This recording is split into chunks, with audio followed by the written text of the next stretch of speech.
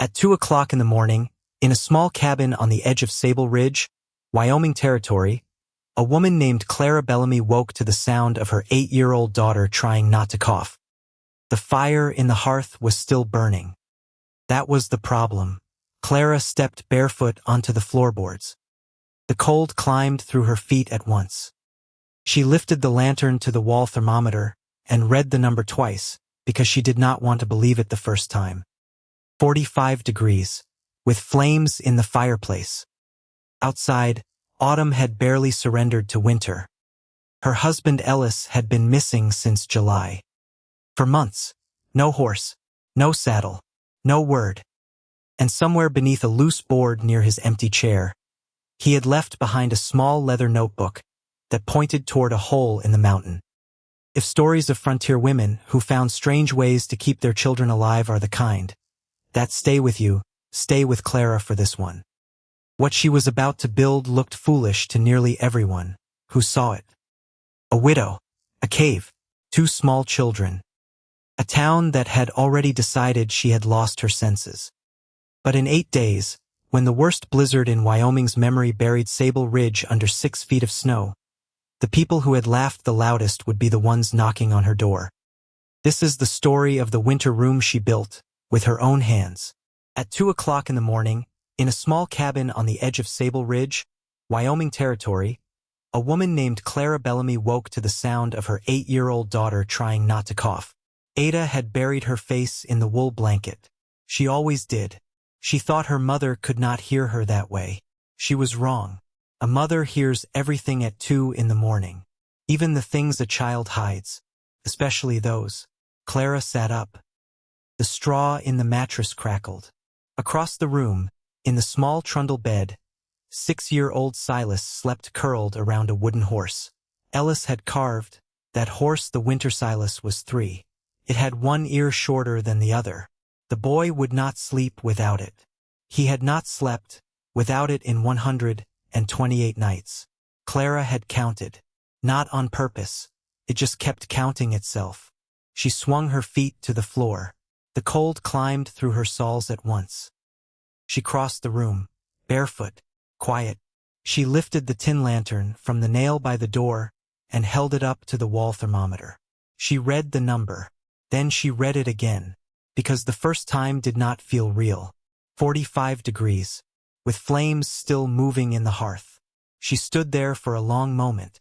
The lantern trembled a little in her hand. Not because she was cold, because she was doing arithmetic. And the arithmetic was not kind. If the cabin was already at 45 in early September with a live fire, then December would finish what November was going to start. Simple as that.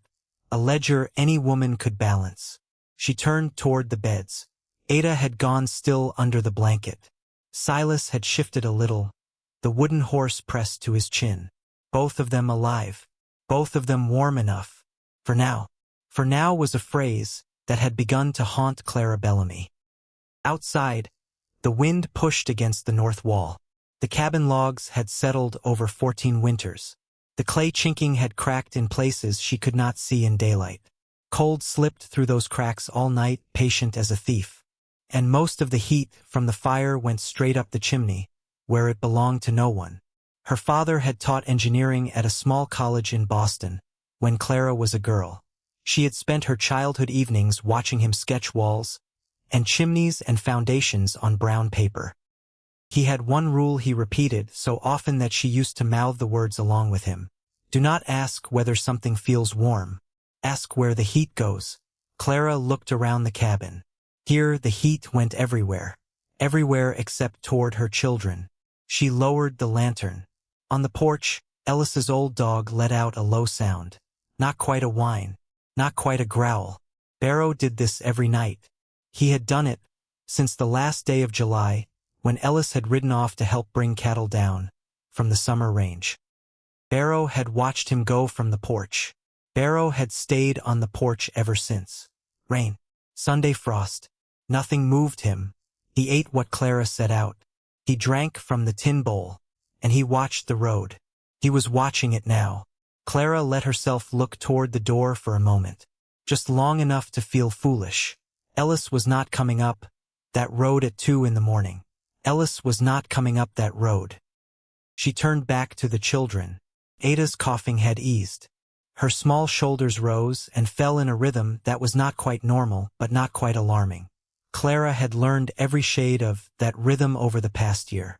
The dry ones, the wet ones, the ones that meant nothing, the ones that meant everything. Tonight was somewhere in the middle. Tonight would not kill her. But tonight was September. Clara sat on the edge of Ada's bed. She placed one hand on the blanket. Light, so light the child would not wake. Because a mother who cannot fix something can at least be near it. That was all she had for now. The next morning, a wagon came up the road. Clara heard it while she was pouring cornmeal into a pot. She set the pot down and looked out the small window beside the door. Barrow had risen. He stood at the edge of the porch. His hackles were not up, which meant he knew who it was, which meant Clara knew who it was too. She wiped her hands on her apron. She opened the door. Cyrus Dokes was climbing down from the wagon seat. He was 32, handsome in the way certain men are handsome, which is to say he had been told about it too many times. His father owned the store at the crossroads. His father owned a piece of the sawmill. His father owned, by many accounts, 3/4 of anything worth owning in Sable Ridge. Cyrus smiled as he came up the path. "Morning, Mrs. Bellamy. Morning, Mr. Dokes. That is a fine morning, is it not?" "It is a morning." He laughed. He had a good laugh. He had practiced it. Clara noticed. He stopped at the bottom of the porch steps. "May I come up? You may say what you came to say from there." He held the smile a beat longer than necessary. Then he let it slide just a little. "Mrs. Bellamy, it has been 4 months. I am aware. The search parties have not been out since August. I am aware of that also. Winter is coming. That is not news in Wyoming." He nodded slowly. Then he shifted his weight. Then he came out with it. "My father would like to make you an offer on the North 40 acres. There it was. Clara had known it was coming since the first condolence visit. She had known it since he had ridden past the property line twice a week for a month, pretending he was going somewhere else. She had known it since the day the survey stakes had appeared on the far side of Cottonwood Creek. She kept her voice level. "How much?" $400. "The land is worth 12. Not to a widow with 2 children and no man to work it." He said it kindly. That was the worst part. He said it the way a man says a kind thing when he is certain he is being reasonable. Clara looked past him, down toward the road. The wagon horse stamped once and settled. "Mr. Dokes." "Yes, ma'am. My husband is not dead.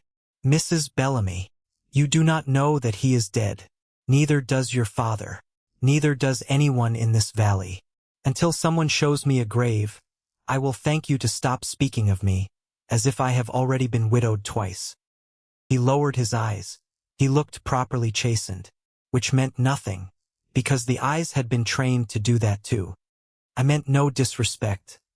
Then you will leave, and you will not come back with an offer, and you will tell your father the same." "Yes, ma'am." He touched the brim of his hat. He walked back to the wagon. Halfway there he turned. Just once.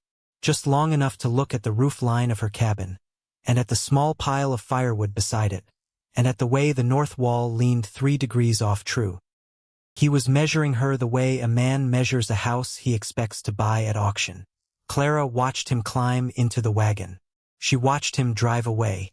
Then she went back inside and pulled the door closed behind her, and she leaned against it. And for a moment she let her face do what her face wanted to do, which was nothing anyone else needed to see. Ada was standing at the table. She had heard the whole thing. Of course she had. 8-year-olds hear everything they are not supposed to hear. Ada looked at her mother. "Mama." "Yes, sweetheart." "Is Papa dead?" Clara crossed the room.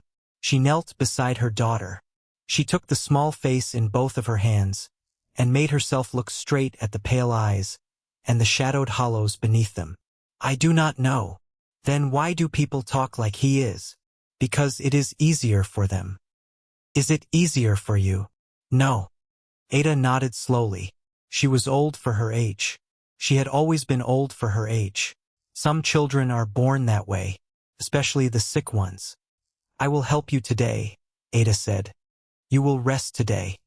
Mama, you will rest today and tomorrow and every day until I say otherwise. Silas came out from behind the curtain that divided the bed corner. He was still in his nightshirt. He was still holding the wooden horse. His hair was standing up on one side. Who was in the wagon? A man from town. Was it Papa? Clara closed her eyes, just for one breath, just long enough to keep her voice from doing what it wanted to do. No, sweetheart, it was not Papa. Silas looked down at the wooden horse. Oh, that one syllable. It had lived in the cabin for 4 months. It answered no questions and asked all of them. It was the sound of a small boy who had learned, before he was old enough to understand what he had learned, that hope is a thing that has to be rationed. Clara stood up. She stirred the cornmeal. She fed her children. She began her day. The doctor came that Thursday. Dr. Prescott was 61 years old and had a limp from a mule kick he had taken in '73. He drove a small buggy pulled by a mare named Fern. He had delivered both of Clara's children. He had delivered most of the children in Sable Ridge. He was not a warm man. He was not an unkind one either. He was the kind of man who told you the truth and then let you sit with it. He sat with Ada for a long time. He listened to her chest with the wooden tube. He tapped her back with 2 fingers and listened again. He asked her to breathe deep, deeper. One more time. Ada did as she was told. She had done this before, many times. When he was done, he folded the tube back into his black bag. He gave Ada a peppermint from a paper twist in his coat pocket.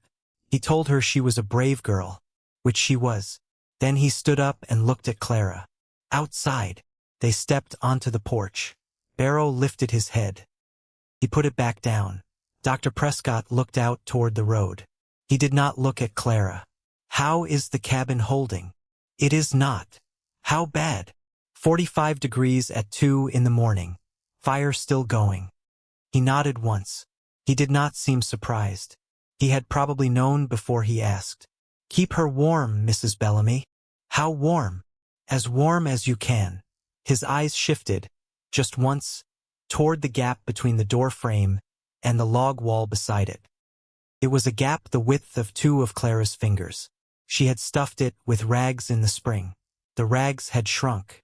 He did not need to say anything else. He climbed into the buggy. He took up the reins. He hesitated. Mrs. Bellamy. Yes, I am sorry about Ellis. He is not dead, Dr. Prescott. The old man looked at her for a long moment. Not unkindly, just tired. Tired the way a man gets tired when he has stood over too many beds and signed too many papers. No, ma'am, of course he is not. He clicked to the mare. The buggy moved off down the road. Clara stood on the porch until it was out of sight. Then she went inside and looked at her cabin the way her father had taught her to look at a structure. Not as a home, as a problem. The log walls had opened at the joints. The clay chinking had crumbled. Cold air was slipping through gaps narrow enough to miss in daylight, wide enough to steal heat all night. The fireplace was beautiful and useless. Flames climbed up the flue and out into the sky, and the room got what it got, which was not enough. The roof leaked warmth like a sieve. The ground pulled it downward through the split log floor. She counted the firewood stacked outside. She counted it again. It was not enough. Not for December. Not for January. Not for a Wyoming winter with a sick child, and a boy who needed heat, and a widow who could not afford to be wrong. She sat down at the table. She put her head in her hands. Just for a minute. Just for 1 minute. Then she stood up, and she went to Ellis's chair by the hearth. She had not sat in Ellis's chair since July. Nobody had. It was the kind of thing you do not do, and you do not know why, and you do not question the not knowing. His pipe was still on the small shelf beside it. His reading glasses were folded on the mantel. His plaid wool coat hung on the peg by the door, where Silas kept walking past and touching the sleeve as he went by. Clara went to the chair. She reached down beside it. She was going to move it finally out of the way because there was room by the hearth that could hold 2 more sticks of firewood, if she just moved that stupid chair. She grasped the arm. She pulled. The chair scraped 6 inches across the floor. And underneath, right where the front leg had been, one floorboard sat proud of the others by a full 1/4 inch. Clara froze. She looked at the board. Then she knelt down. She pressed on one end. The other end rose. It was loose. It had been loose for a while. She had never noticed because Ellis's chair had always been on top of it. She pried it up. Underneath, in a shallow space between the joists, wrapped in a scrap of oilcloth, was a small leather notebook. Clara sat back on her heels. For a long moment, she did not touch it, because she knew that handwriting even before she opened it. She knew that oilcloth. Ellis had used it to wrap the axe head in the wagon bed on the way to summer range. She had watched him do it. In July, in the yard, she had stood on the porch with a wet dish towel in her hand. She lifted the notebook out. She untied the oilcloth. She opened to the first page. Ellis's handwriting. Careful. Slightly slanted. The way he wrote when he was concentrating. June 14th. Followed the deer track up the north side of the ridge. Found an opening in the limestone behind the springhouse pasture.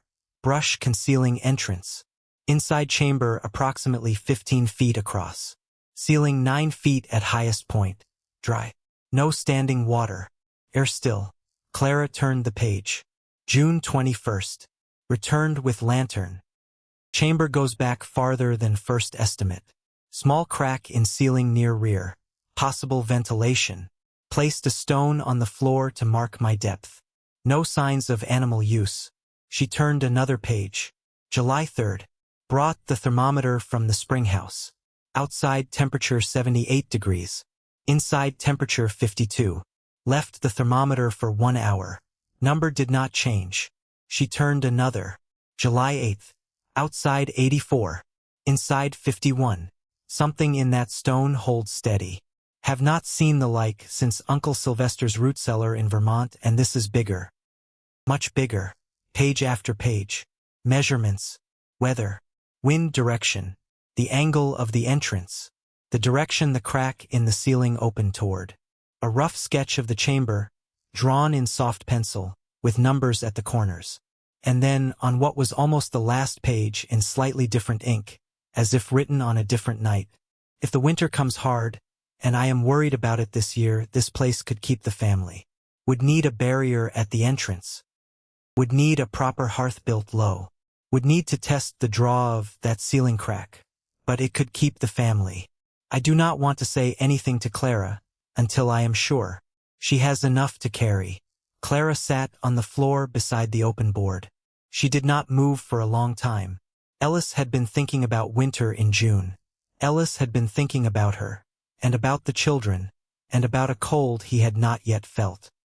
And he had climbed that hill alone, and he had carried a thermometer up there in July heat, in a linen shirt, sweating through his suspenders, and he had waited an hour for a needle to settle. He had done that, for them, and then he had ridden off in July, and he had not come back. Clara pressed the notebook against her chest. She did not cry, not then. She had trained herself out of that reflex in early August, and the training had held. It was holding now, but her hands were shaking. She lowered the notebook. She turned back through it 1 page at a time, slower now, reading every word, reading every sketch, and that was when she saw it, between page 11 and page 12. A thin, ragged edge of paper along the binding. Page had been torn out, not lost, not fallen out, torn, clean along the top, ragged along the inside seam, the kind of tear a man makes when he is in a hurry and he does not have scissors and he does not want a stranger to read what was on that page. Clara held the notebook up to the lantern. She turned the ragged edge slowly. At the very corner of the tear, on the surviving half of one letter, was the beginning of a word. Just the top curve of a K, and the downstroke of an H. Then nothing. KH.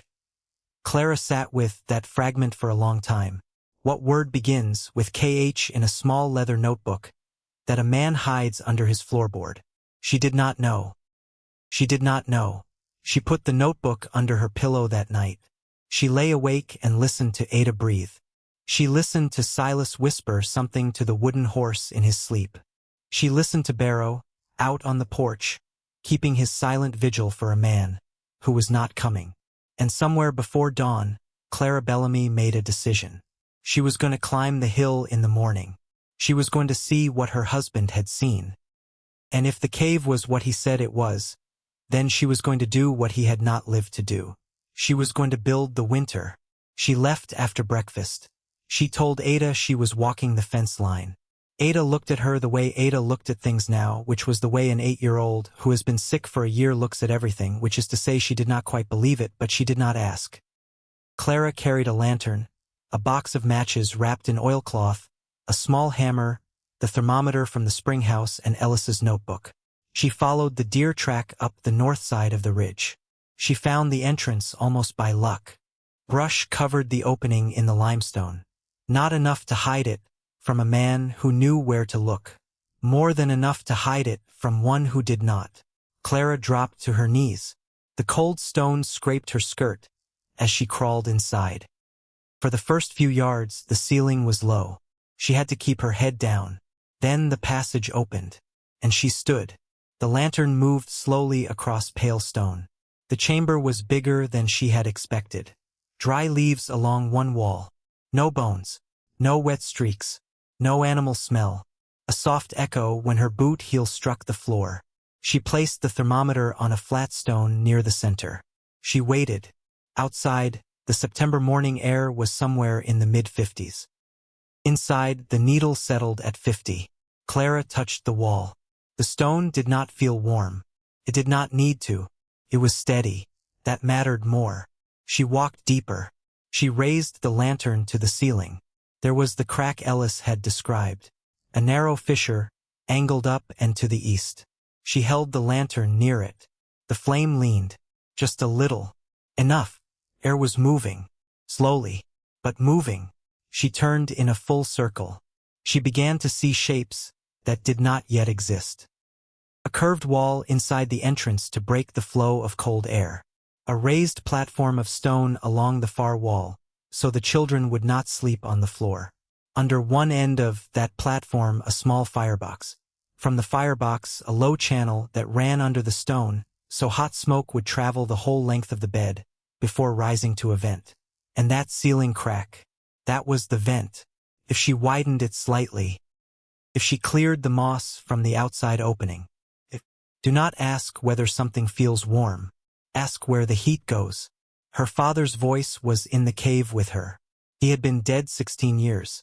He had never seen Wyoming. He had never met Ellis. He had never held Ada or Silas. But he had stood in a small classroom in Boston and drawn diagrams of walls and chimneys on brown paper, and here, for decades later, his youngest daughter was crouched in a limestone cave in a territory he had never set foot in, and she was using what he had taught her. Clara crouched. She drew lines in the dust with one finger. Bed here, firebox here, smoke channel, fresh air from the entrance, vent through the ceiling. She sat back. She stared at what she had drawn. She thought about all the ways it could fail. If she got the smoke channel wrong, the cave could kill them in one night. Carbon monoxide is a silent thing. Puts you to sleep first. Kills you after. If she built the platform without the right support and the stone cracked over the firebox, then the whole bed could collapse in the dark with 2 small children on top of it. If she spent 6 weeks building this and it did not work, then there would not be enough time left to gather more firewood, and December would arrive with a widow who had spent her autumn on the wrong bet. Clara sat alone in the cave. Outside, somewhere far above the ridge, she heard the faint call of geese moving south. She listened until it was gone. Then she stood up. She dusted the limestone off her knees. She started measuring. For 6 days, Clara worked alone. She left the cabin at first light. She cooked a full pot of oatmeal before she went. She set out cheese and bread and dried apples, where the children could reach. She checked Ada's breathing. She kissed Silas's forehead. She told them she was walking the fence line. She told them she was mending the spring house. She told them she was clearing brush for winter. She told them a different small lie every morning, because she was not ready to tell them the truth. Because she was not sure, yet, that the truth would work. She carried stones up the ridge on a rough sled. Some she rolled. Some she dragged. Some she cursed. The largest ones she could not move alone. She left those for later and took the medium ones instead. She lined the firebox with old fire ring stones from the creek, because those had already been heated once and had not cracked. She started the curved entrance wall. She fitted each stone by hand. No mortar yet, just fit and gravity. She would seal the joints later. Her palms split on the third day. She wrapped them in strips torn from a flour sack. They split again on the fourth day through the flour sack. She wrapped them tighter and kept going. On the fifth day, a stone she was fitting into the curved wall slipped. It caught her thumb between itself and the wall below. She jerked her hand free.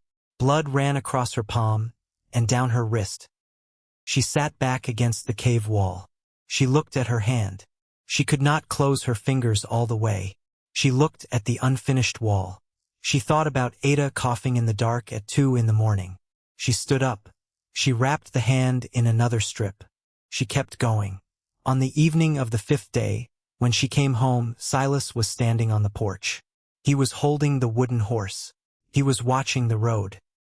He looked up when Clara came around the corner of the spring house. He did not smile.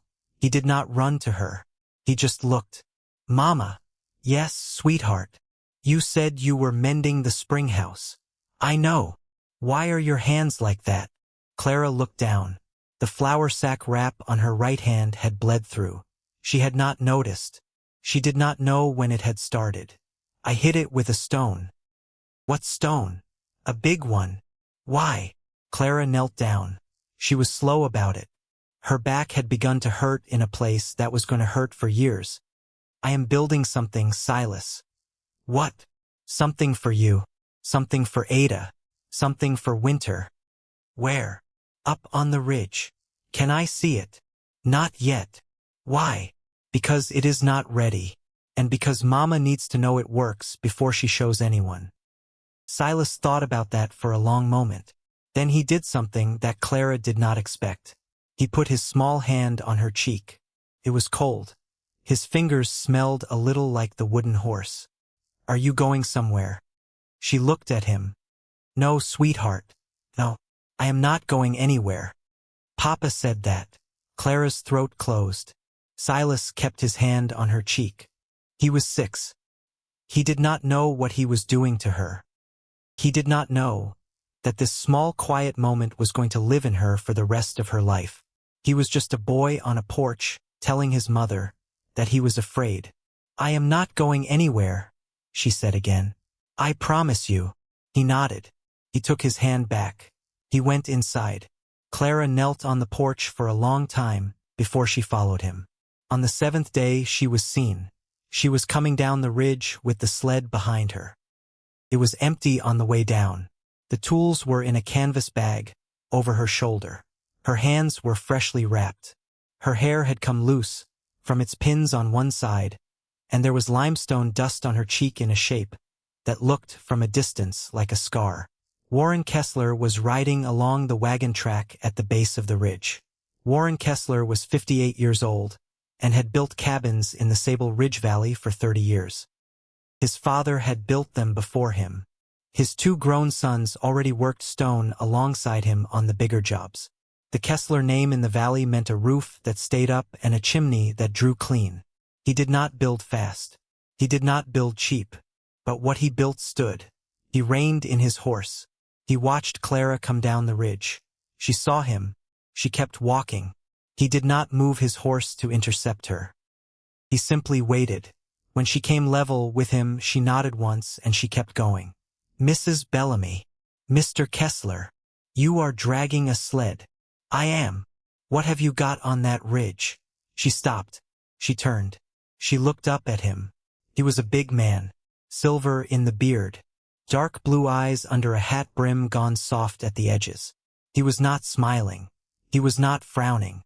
He was doing the thing Warren Kessler did, which was looking at a thing and thinking about it and letting the thinking take as long as it needed. My winter, Mr. Kessler. Come again. I am building my winter, up on the ridge. He did not respond immediately. He shifted in the saddle. His horse blew out a breath. Are you now? I am. May a man ask what that means? He may. But he will not get an answer today. Warren looked past her, up the ridge, at the deer track she had just come down. He looked at the sled. He looked at her wrapped hands. He looked, longer than he should have, at her face. Then he nodded once. Good day, Mrs. Bellamy. Good day, Mr. Kessler. She walked on. He watched her go. Then he turned his horse. And he rode, slowly, in the direction opposite of the one he had been going. He rode straight to the base of the ridge, dismounted, tied his horse to a scrub pine, and climbed the deer track. He found the cave. He crawled inside. He stood up in the chamber, and he looked at the curved wall that was 3 courses high, and he looked at the marks scraped on the floor for the platform, and he looked at the opening she had dug out for the firebox. He looked at all of it for a long time. He was a builder. He knew what he was looking at. He knew what she was trying to do. He climbed back down the ridge in silence. By nightfall, 3 men at the trading post were laughing about it. By the next morning, 6 women knew. By the end of the week, the whole valley was talking about the widow Bellamy, who had gone up on the ridge and started digging her children a grave. Reverend Josiah Trent was 39 years old and had arrived in Sable Ridge in April. He had come from a bigger town in Nebraska where, by his own telling, he had turned around a congregation that had grown too fond of card playing. He had a fine dark suit. He had a wife named Cordelia, who wore her hair very tight. He had a niece, 6 years old, whose mother had died in childbirth, and whose father was in Denver on business that never seemed to end. The niece lived in the parsonage. Her name was Prudence. Reverend Trent had strong opinions about many things. He had strong opinions about women. He had especially strong opinions about widows. On the Sunday after Warren Kessler climbed the ridge, Reverend Trent stepped up to the pulpit. He opened his Bible. He looked out at the 78 people in the small clapboard church, and he did not name Clara Bellamy, because he did not need to. Everyone knew. He began softly. There is, in every community, a moment when grief becomes something else. He paused. When sorrow, unattended, curdles.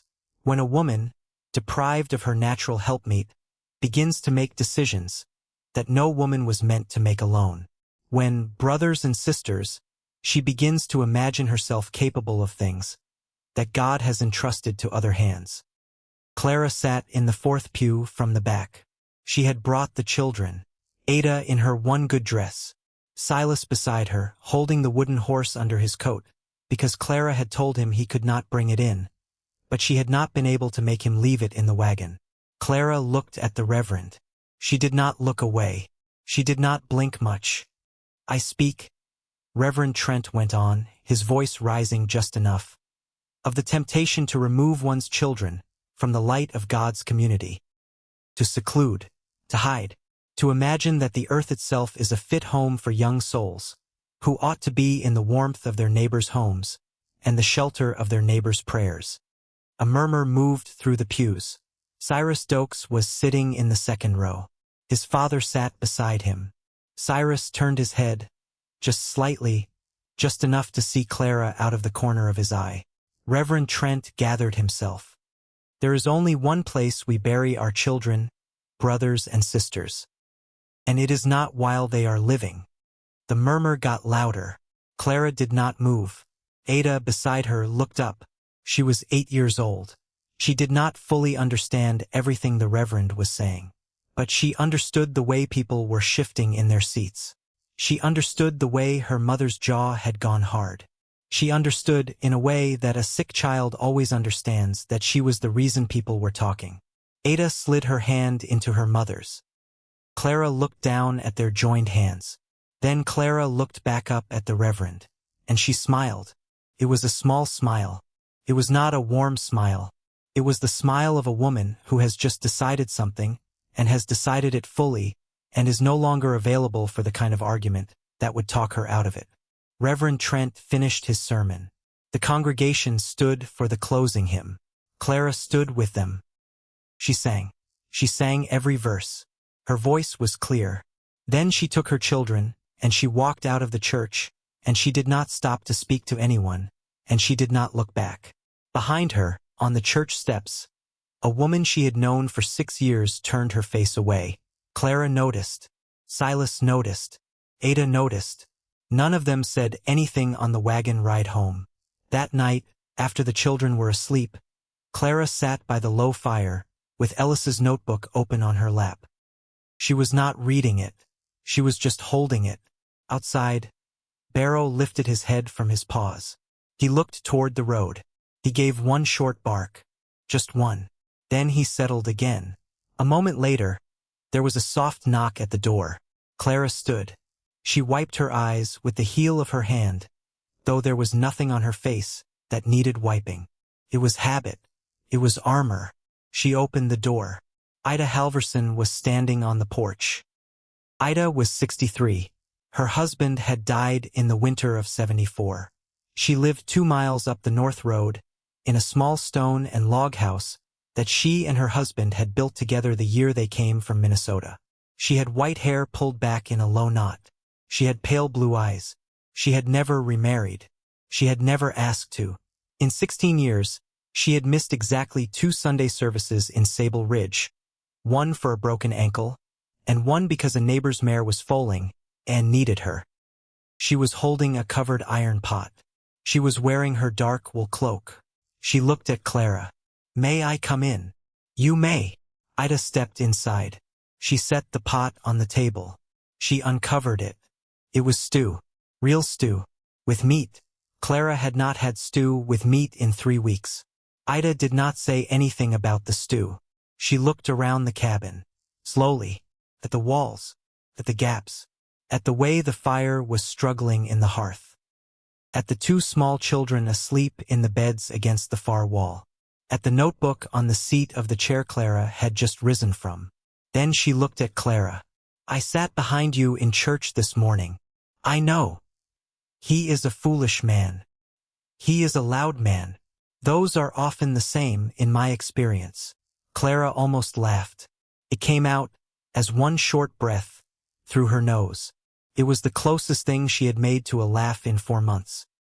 Ida sat down at the table. She folded her hands in front of her.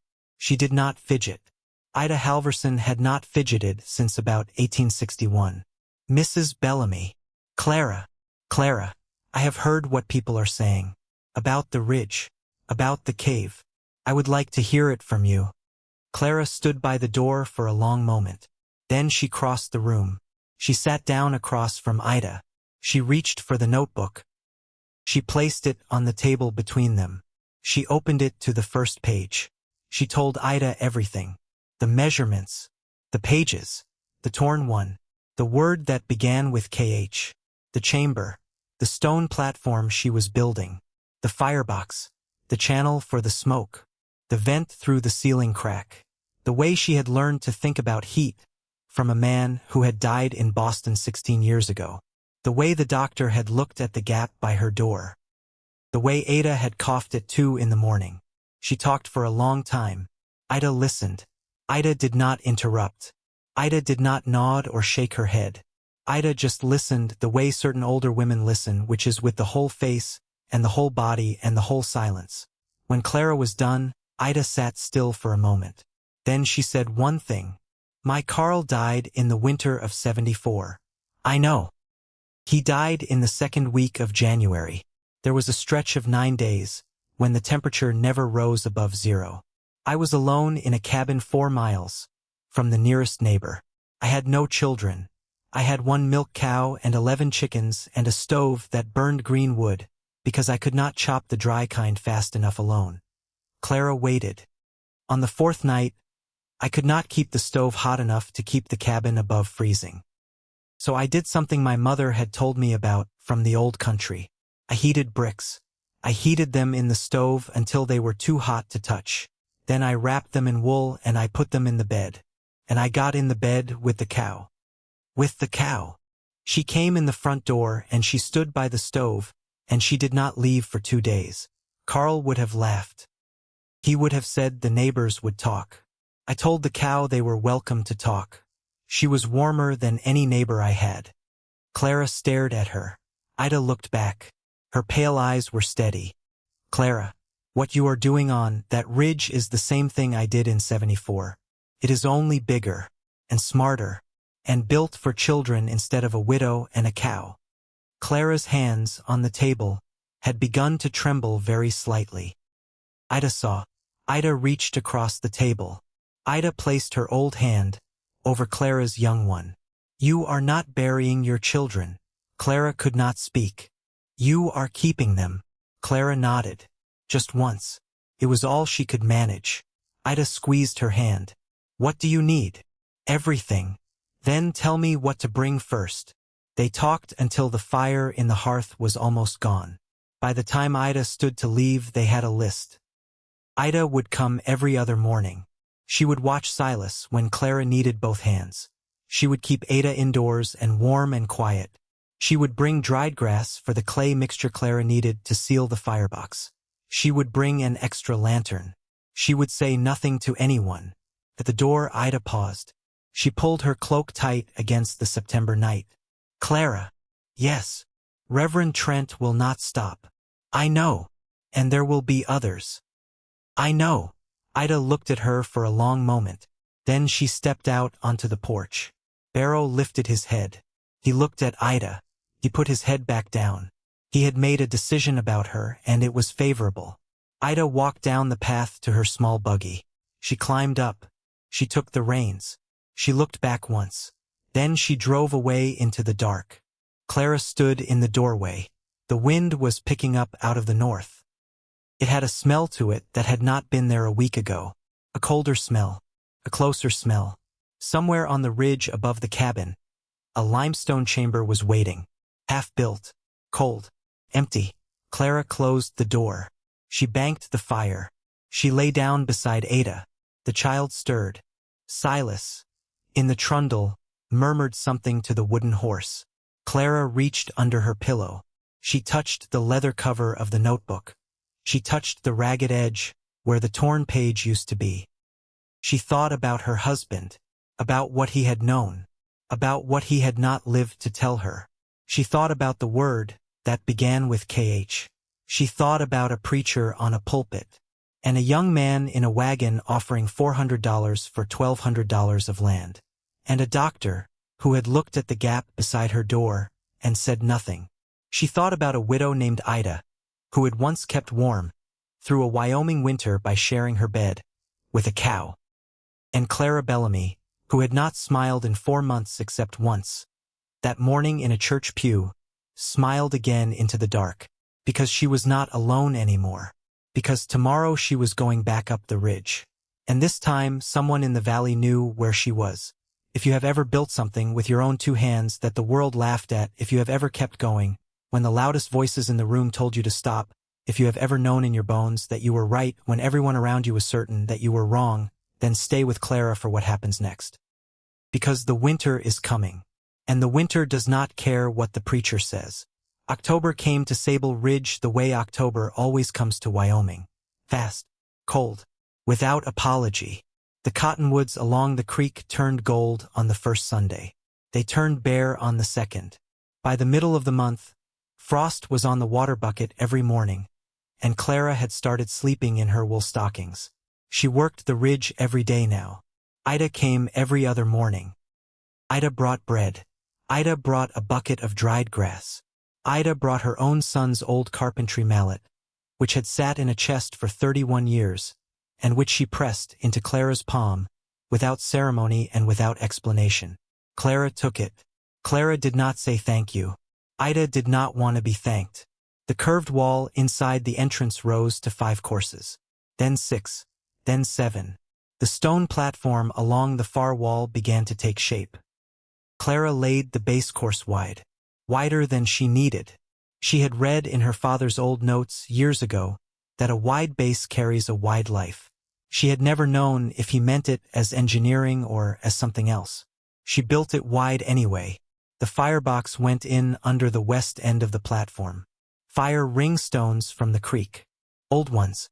Stones that had already been heated 100 times by other people's suppers and had not cracked. Clara chose each one by hand. She thumped them with the mallet. She listened. A stone that has taken heat wrong will ring differently.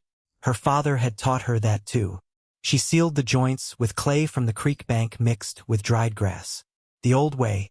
The way people had been doing it since before there were countries. She worked with her hands until her hands would not work anymore. Then she sat against the cave wall. And she drank water from a tin cup. And she looked at what she had made. And she thought about the girl in Boston who had watched her father draw on brown paper. That girl was in the cave with her now. That girl was doing the work. On the 4th morning of October, Silas followed her. She did not know he was behind her until she was almost at the deer track. Barrow had been standing on the porch when she left, watching her go, the way he had watched Ellis go in July. Then Barrow had done something new. He had come off the porch. He had stood at the top of the path.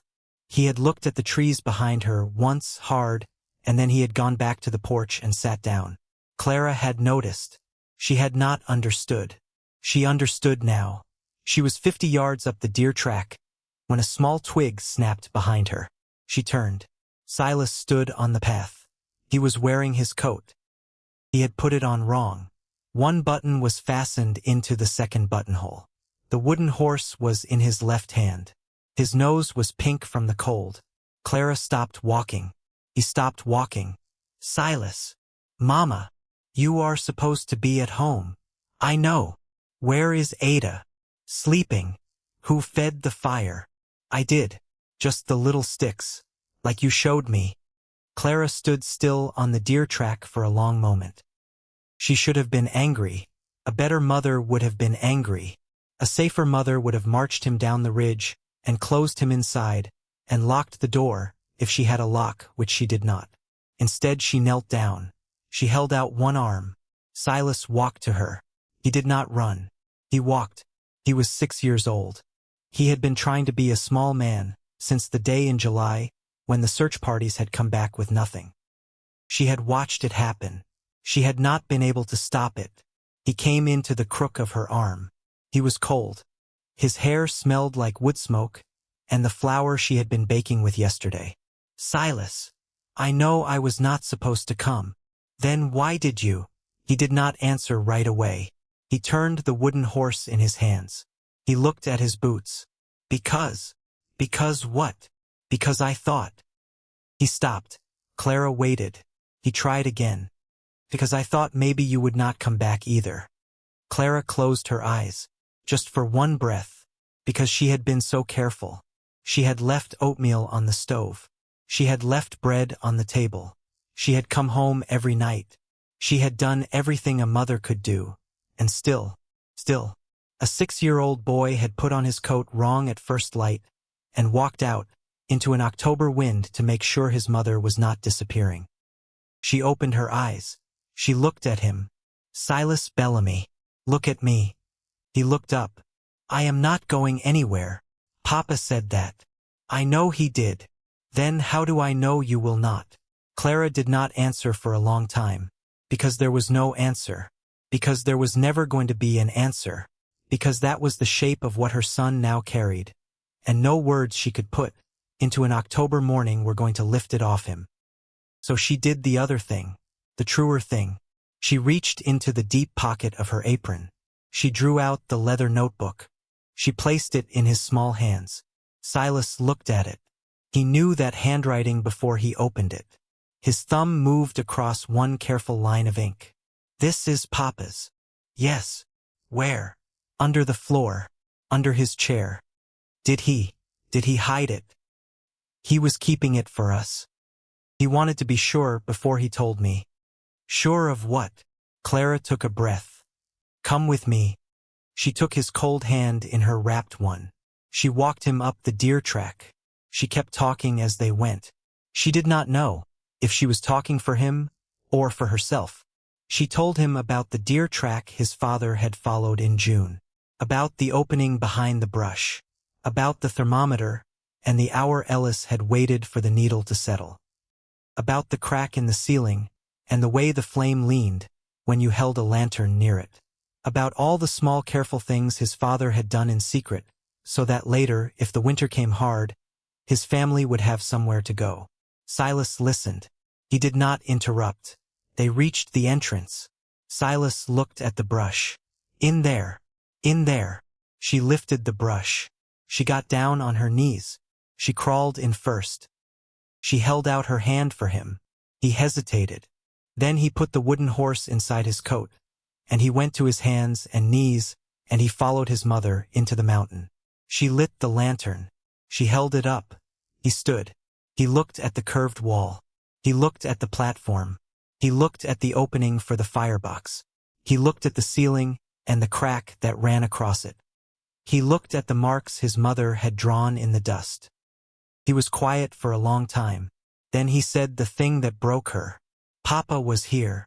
Yes. He walked. Right here. Yes. He knew we would need it. He hoped we would not. Silas walked slowly along the curved wall. He touched one stone with his fingertips. Then another. Then another. He was tracing his father's steps. He did not know he was doing it. His body knew. At the platform, he stopped. He looked at the firebox opening. He looked at his mother. Mama. Yes. You are building this by yourself. Ida helps. Ida cannot lift the big stones. Clara did not answer. Silas looked at the largest stone on her sled. It had been sitting there for 3 days. She had tried to move it twice. Both times her back had said no. She had left it. She was going to come back to it. She was going to figure out a way. She had not figured out a way yet. Silas put the wooden horse on the platform. He walked over to the big stone. He put both small hands on it. He looked at his mother. I am strong. Clara laughed. Came out as one breath. Surprised her. Silas. I am. You are 6. I am almost 7. You are 6.5. That is almost 7. She looked at him. He was standing there in his crooked coat, with his hands on a stone twice his weight. He was not going to move it. He knew that. She knew that. He was doing it anyway. Clara crossed the cave. She knelt beside him. She put her hands on the stone next to his. On 3. On 3. 1, 2, 3. They pushed together. The stone did not move. They pushed again. Nothing. Clara sat back on her heels. She wiped one flour sack-wrapped hand across her forehead. All right. All right. So we go under. Under. Clara stood. She walked to the sled. She took 2 smaller stones off it. She laid them on the cave floor. She rocked the big stone forward. Just half an inch, just enough. She wedged the smaller stones under one edge. She rocked it again. Wedged again. Rocked again. Wedged. Silas watched. Then he understood. He grabbed a small stone. He brought it over. They worked together for the next hour. Rock, wedge, rock, wedge. Slowly, slowly. The big stone climbed onto its rollers. The rollers turned. The stone moved across the floor of the cave. 1 inch, then 2, then a foot. They got it to the platform. They set it in place. Silas stood back. He was breathing hard. His cheeks were red. He had a scrape on his knuckle. He was smiling. He had not smiled that way since June. Clara sat on the platform beside the stone. She looked at her son. Silas. Yes, Mama. You cannot come every day. I know. But you can come sometimes. When Ida is with Ada. When I say it is all right. All right. And Silas. Yes. Do not tell anyone. Not yet. This is our place first. It will be everyone's place later. But right now, it is ours. He nodded. He was serious about it. He was 6. He knew how to keep a secret. 6-year-olds are better at keeping secrets than most grown people. It is the one thing they are better at. Clara put her arm around him. They sat together on the platform for a little while. just breathing, just looking at what they had done. The wooden horse watched, from the stone beside them, one ear shorter than the other. Ellis's careful knife work, still there. Late in October, on a Tuesday, Clara laid the last stone of the sleeping platform. She stepped back. She looked at it. It was rough. It was not beautiful. It was the color of wet limestone. It sloped very slightly toward the vent end, so that hot air would move the right way under it. The firebox opening was small and low and lined with the best fire ring stones she had. The smoke channel ran the full length of the platform underneath and turned upward toward the vent crack in the ceiling. She put her palm on it. The stone was cold. Of course it was cold. It had never been warm in its life. That was going to change. She waited for the clay to cure. She waited 3 more days. She let it dry slowly. She did not force it. Force a clay joint and you get a crack, and a crack in the wrong place will fill your chamber with smoke, and smoke in a chamber with children in it is not smoke anymore. It is something else. On the evening of the 3rd day, she was ready. She told the children they were sleeping on the ridge that night. Ada looked at her mother, over the rim of her spoon. On the ridge. On the ridge. In the cave. In our winter room. Yes. Silas sat up straight. Tonight. Tonight. Ada set her spoon down. She had not been to the cave. She had heard about it from Silas in whispers, after Clara had blown out the lantern. Silas had described the curved wall, and the platform, and the crack in the ceiling, and the wooden horse he had left on a stone. Ada had listened. Ada had not spoken about it. That was Ada's way. She stored everything. She said very little. She saved her words for what mattered. She spoke now. Will it be warm? That is what we are going to find out. What if it is not warm? Then we come home. What if it kills us? Clara looked at her daughter. She did not lie. Ada would know if she lied. Ada had always known. I built it carefully. I built it to be safe. But I want you and Silas to sleep by the entrance side of the platform. And I will sleep by the firebox side. And I will not sleep hard. I will be awake most of the night. I will be watching. Ada thought about this. Ada nodded once. All right. All right. They packed after supper. Blankets. 2. The good one and the second good one. Water. Dried apples. Cornbread. The lantern. Extra matches wrapped in oilcloth. Ada's medicine bottle. A small tin cup for Silas. The thermometer. Silas insisted on the wooden horse. Clara had known he would. Ada, after a moment of hesitation, took her rag doll from the shelf. The doll was named Betsy. Betsy had been repaired 7 times. Betsy had 1 button eye and 1 embroidered eye because a button had come off in '88, and Clara had not had a matching one. Ada tucked Betsy under her arm. Clara carried the pack. Silas carried the lantern. Ada walked between them. Barrow came off the porch. Clara stopped. She had been leaving him at the cabin every day. The porch was his post. It had been his post since July. He had never once tried to follow her up the ridge. She had assumed he never would. He was following her now. She turned to look at him. Barrow. He sat down at her feet. He looked up at her. There was something in the old dog's face that she had not seen in 4 months. She could not have named it. She did not try. All right, she said. Come on then. He rose. He came. They walked up the deer track together. The old dog, the 2 children, the widow. The lantern swinging low. October wind in the cottonwoods. By the time they reached the cave, the temperature outside had dropped into the low 20s. Clara held the brush aside. Ada crawled in first. Then Silas. Then Barrow. Then Clara with the pack. She lit the second lantern. She hung it, from the iron hook she had driven, into the rock last week. The chamber filled with soft warm light. Ada stood in the middle of the room. She turned in a slow circle. She looked at the curved wall, at the platform, at the crack in the ceiling, at the smoke channel opening, at the firebox. She looked at her mother. You made this. Yes. By yourself. Mostly. With your hands. With my hands. Ada crossed the floor to the platform. She climbed up. She sat down. She put Betsy in her lap. She placed her small palm on the stone beside her. She said the thing 8-year-olds sometimes say, that stays with a mother for the rest of her life. I am proud of you. Clara stood by the firebox. She did not answer. She could not.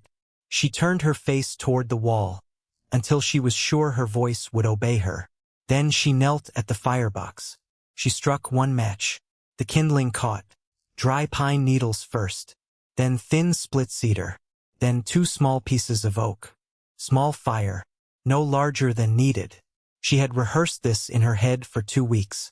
She fed it patiently. She watched the smoke. The smoke went into the channel. The channel carried it under the platform. Came out the vent at the far end. It rose through the crack in the ceiling. It did not come into the chamber. Clara let out a breath she had been holding for possibly 2 years. She kept feeding the fire. Slowly. Small pieces. Never big. Never a rush of flame. She was heating stone, not air. For 2 hours she tended the fire. Silas climbed onto the platform. He lay on his side. He set the wooden horse next to Ada's Betsy. The 2 toys leaned against each other. Silas closed his eyes.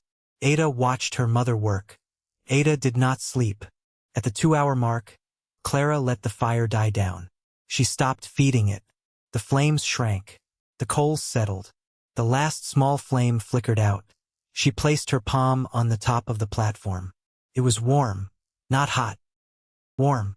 Warm the way a stone that has been in the sun all day is warm at sunset. Warm the way a bread pan is warm an hour after you have taken the bread out. She checked the thermometer hanging by the lantern. 54 degrees. Outside, the wind had picked up. The temperature was in the teens. Inside, it was 54. Clara sat down on the platform beside her children. She put one hand on Silas's small back. She put the other on Ada's ankle. She did not sleep. She sat there and watched the lantern flame lean gently toward the vent. She watched the way the light moved on the pale limestone walls. She watched her children breathe. At midnight, the thermometer read 53.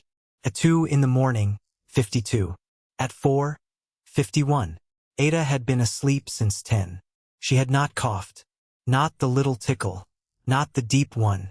Not the wet one. Not anything. For the first time in more than a year. For the first time since the summer before Ellis rode out.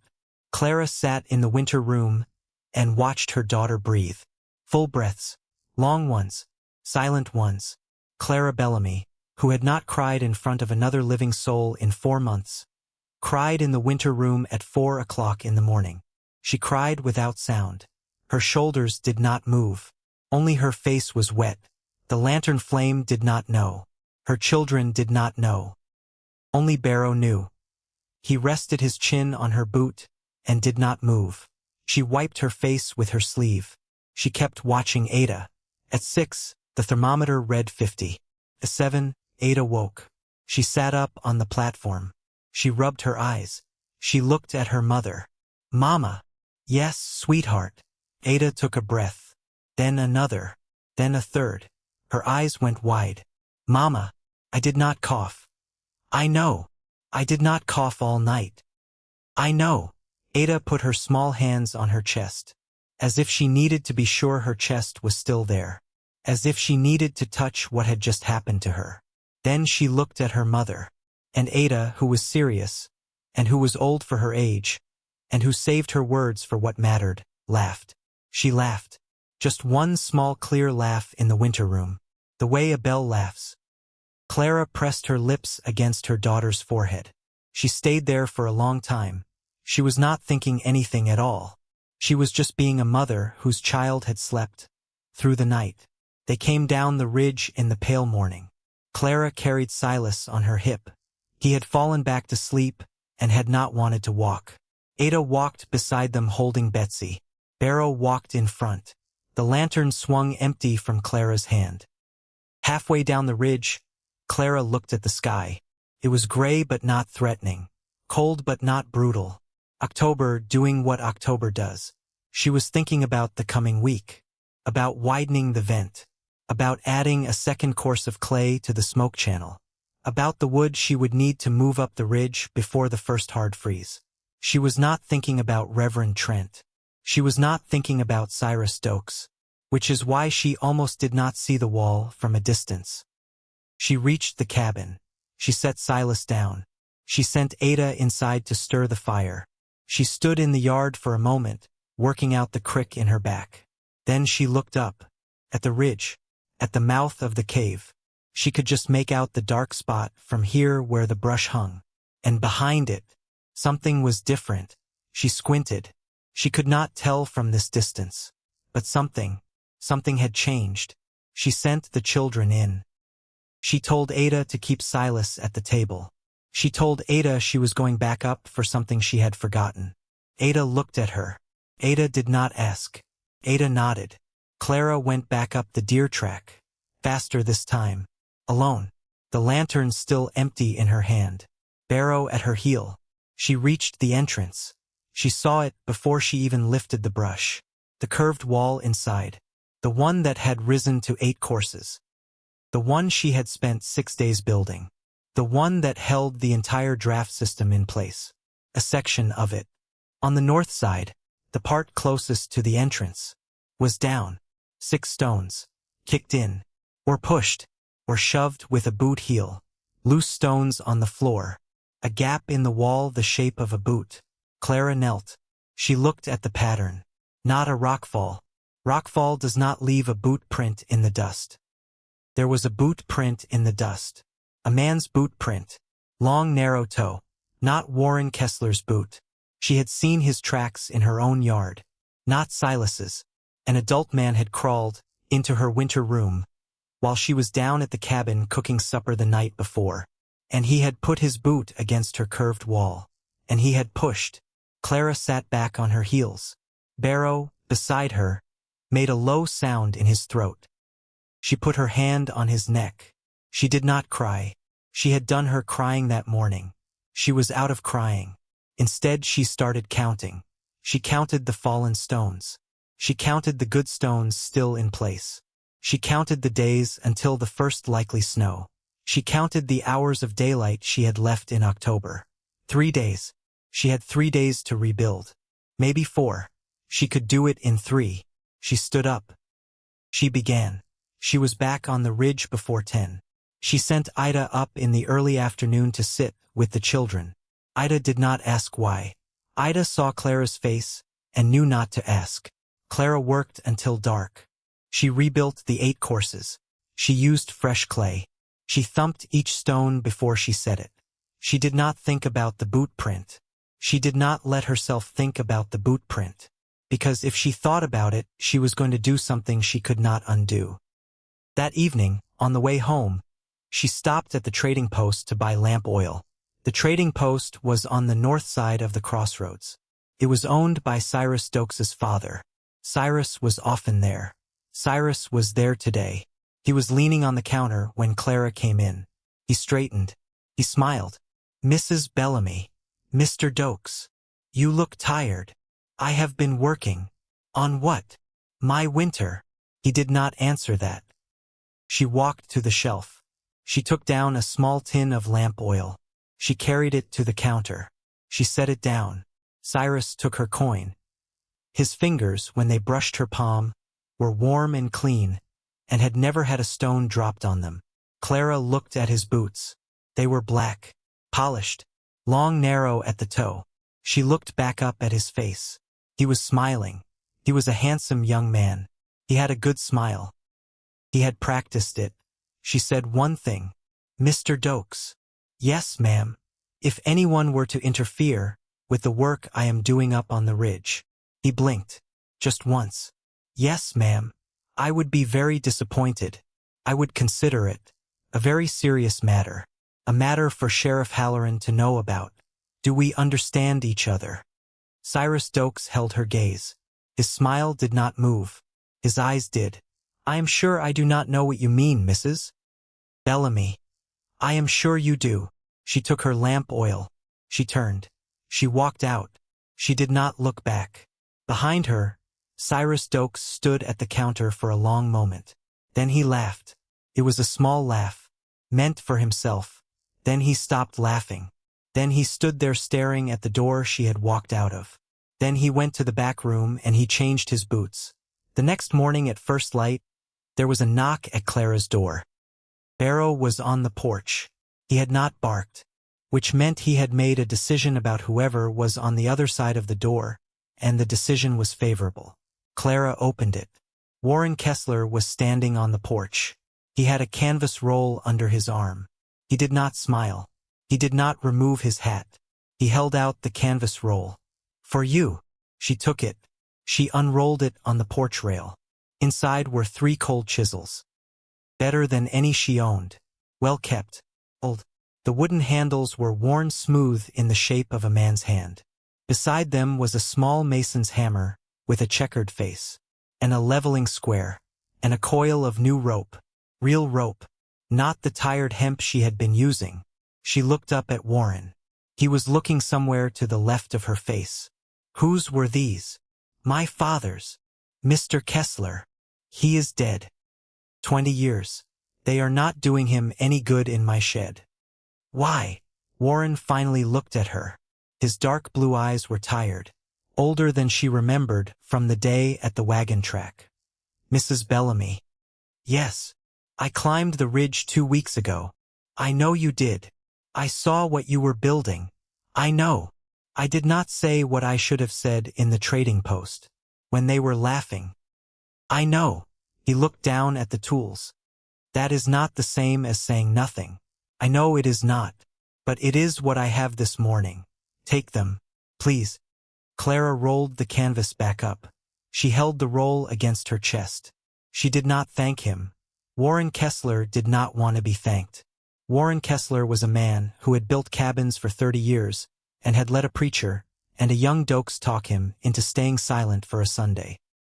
Warren Kessler was doing what he could to change that, in the way men like him change things, which is quietly, on a porch, before the sun is fully up. She looked at him. "Mr. Kessler." "Yes, ma'am. Someone kicked in the north side of my curved wall last night." Warren went very still. "Someone. A man in narrow black boots." Warren's jaw moved, just once. He was quiet for a moment. Then he said, "I will be up the ridge tomorrow morning to help you rebuild." "You do not need to." "I know I do not need to. You will lose customers." "That is not your problem, Mrs. Bellamy." "Mr. Kessler." "Yes, ma'am." "Warren." He blinked. He looked at her. She held out one wrapped hand. He took it. His hand was very large, very warm. He shook once, firm and short the way men shook hands with other men. He nodded. He walked down the porch steps. He mounted his horse. He rode away in the pale October light. Barrow watched him go. Barrow did not growl. Barrow lay back down on the porch. Clara stood in the doorway holding a canvas roll of dead man's tools, and she was not alone anymore, and she had not been alone in some time, and only now was she letting herself notice. She rebuilt the wall in 2 days. Warren came both mornings. He said very little. He worked. He fitted stones the way a man fits stones, when he has spent 30 years learning how. On the second day, he brought a bucket of a better clay mixture, from a bank 2 miles east, that Clara had not known about. He showed her how to knead it with more grass. He showed her a way of scoring the joints so that the seal would grip. He never once acted as if he were teaching her. He acted as if they were doing the work together and he had a small trick and she should know it. She learned. She thanked him only once on the second afternoon. He said, "Do not thank me. I owe you 6 weeks of silence. I am not paid up yet." She did not argue with him. On the 3rd morning, after the wall was rebuilt, Clara was in the cabin folding Ellis's coat. She was not sure why. She had walked past the peg by the door 1,000 times in the last 4 months. That morning she had lifted it down. She had told herself she was going to brush it clean. It had been on the peg since July. Dust had gathered on the shoulders. The lining had gone stiff, where the sweat had dried, into it and never been washed out. She sat at the table. She brushed the outside first. wool by wool. Careful. She turned it. She started on the lining. She reached into the deep inside pocket. Old habit. She had cleaned coats her whole life. You always check the pockets. Her fingers found something. Not the pocket lining. Something behind the lining. She stopped. She lifted the coat. She turned it. She held the pocket up to the window. The lining of the pocket had been carefully resewn along one seam. She had not done it. She was the only person in the house who sewed. This was not her stitching. This was tight, small, quick work. A man's hand. A man who had done it in a hurry. Clara took her small scissors from the mantel. She sat back down. She cut the stitches. She reached in. She drew out a folded piece of paper. Not a note. Not a letter. A page. A single page torn from a small leather notebook. The ragged edge along the inside seam matched exactly to the tear she had been staring at for weeks. Clara laid it flat on the table. Her husband's handwriting. Clean. Careful. Slightly slanted. Do not tell Clara about the cave until I am certain. I want to be sure of the vent. I want to be sure of the floor. I want to be sure of the draft. I want to be sure that if I put my wife and my children in this place in a cold winter, the place will keep them and not kill them. She trusts me. That is not a thing to spend lightly. If I am wrong, I want to be the only one who paid for being wrong. She has enough to carry. If she is reading this, then something has happened to me that I did not plan for. In which case, Clara, my love, the cave will keep them. It will. I have measured it enough. I have run the numbers. I would have gone up in October to build the platform. I do not know if you can. You can. You have your father's hands. You have his notebook. It is on the shelf above the wash bench, in the tin behind the coffee. I did not want to leave it in the open in case Cyrus Stokes came sniffing around again. He has been. Twice. He knows about the North 40. I found the survey stakes on Cottonwood. The railroad is coming that way. He will offer you money. Do not take it. He will come back and offer more. Do not take that either. The land is yours. It is Ada's. It is Silas's. And the cave, Clara. Build the cave. You can. I love you, Ellis. Clara sat at the table for a very long time. She did not move. The coat was in her lap. The paper was in her hands. The pale October sun had crossed the small window 3 times before she noticed it had crossed at all. Ellis had not been hiding it because he did not trust her. Ellis had been hiding it because he did trust her, and he had loved her, and he had wanted to spare her a hope that might not hold. Ellis had known about Cyrus Stokes. Ellis had known about the railroad. Ellis had left her a map. In her father's tin on the shelf above the wash bench behind the coffee. He had left her everything. He had left it in the places where only she would look. He had counted on her to look. He had believed she could build the cave. Clara Bellamy, who had not cried since a night in the cave with her sleeping daughter, cried at her own kitchen table. She cried until her throat ached. She cried until Barrow came in from the porch and put his head in her lap. She cried until the old dog whined softly, because he did not know what to do about a woman crying, and he had loved that woman's husband, and he understood in the way that old dogs understand that his person was gone. Ada came out from behind the bed curtain. She had been reading. She saw her mother. She did not speak. She climbed into her mother's lap, on top of the coat, on top of the paper, on top of the dog's head. She put her thin arms around her mother's neck. She did not say anything. She just held her. Silas came out of the loft. He climbed up too. He did not say anything either. The 3 of them sat like that on the kitchen chair for a long time, Barrow at their feet. The paper crumpled a little between them. Ellis's coat under all of them. October light in the window. That was the day Clara stopped being alone. Not the day Ida came. Not the day Warren came. This day. Because on this day, she understood that Ellis had never left her. He had left her tools. The blizzard began building the 3rd week of November. It did not arrive all at once. It never does. It gathered, the way a coming storm gathers over Wyoming. First the sky went flat. Then the wind changed direction, out of the northwest instead of the north. Then the birds vanished from the fence lines. Then the deer moved down out of the high country and stayed close to the willows along the creek. Old Alfred Skagg, who had trapped in the Bighorns for 40 years, and now spent his days on a bench outside the trading post, watched the sky for one whole morning, and then quietly went inside and bought all the lamp oil in the store. Clara noticed. She noticed the way Alfred bought the oil. She noticed the way the storekeeper let him buy all of it, without a word. She noticed the way Cyrus Stokes was not in the store that day. She rode home. She made a list. She started moving supplies up the ridge. Ida came for 4 days in a row.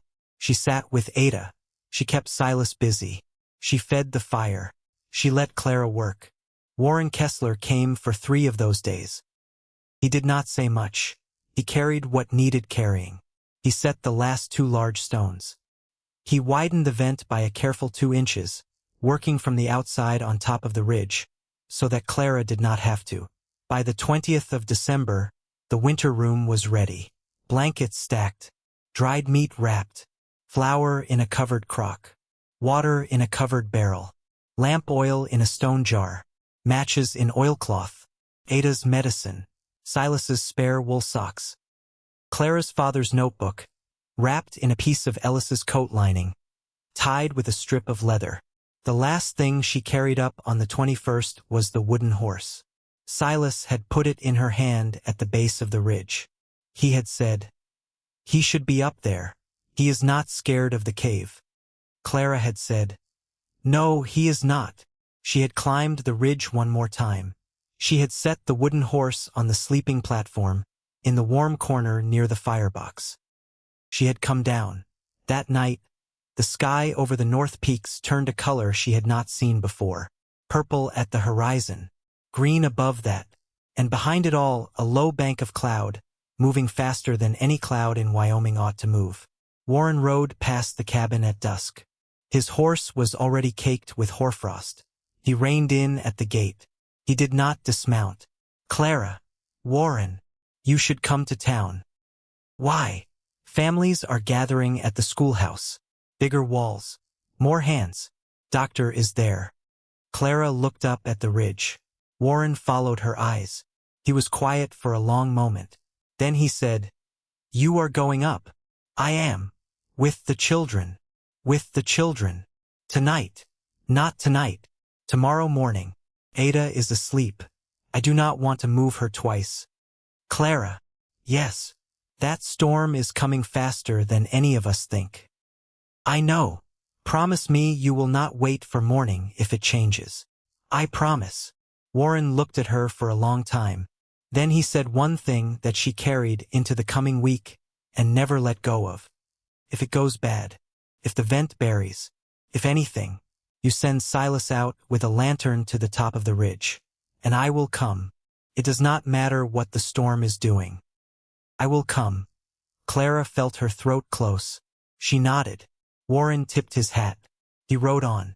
That night, the wind picked up out of the north, and the temperature dropped 15 degrees in 1 hour, and Ada woke at 2 in the morning coughing, so hard she could not sit up. Clara held her upright. Silas sat up in the trundle bed. His eyes were wide. Ada's cough was different tonight. It was the deep one, the wet one, the one Clara had learned to hate.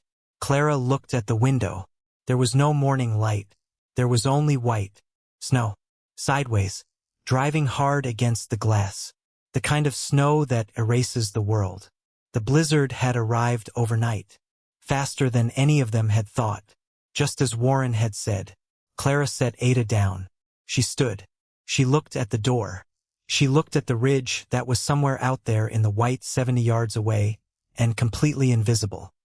She reached for the rope. If you have ever had to carry your children through something you did not know if you would survive, if you have ever had to make a decision at 2 in the morning, with a coughing daughter in one arm, and a frightened boy at your knee, and a blizzard at your door, then stay with Clara for what comes next. Because the winter room is waiting on the ridge. But between Clara and the cave right now is 70 yards of white air, and a wind that has been waiting all autumn to see what she is made of. Clara reached for the rope. It was coiled by the door. She had left it there for 2 weeks.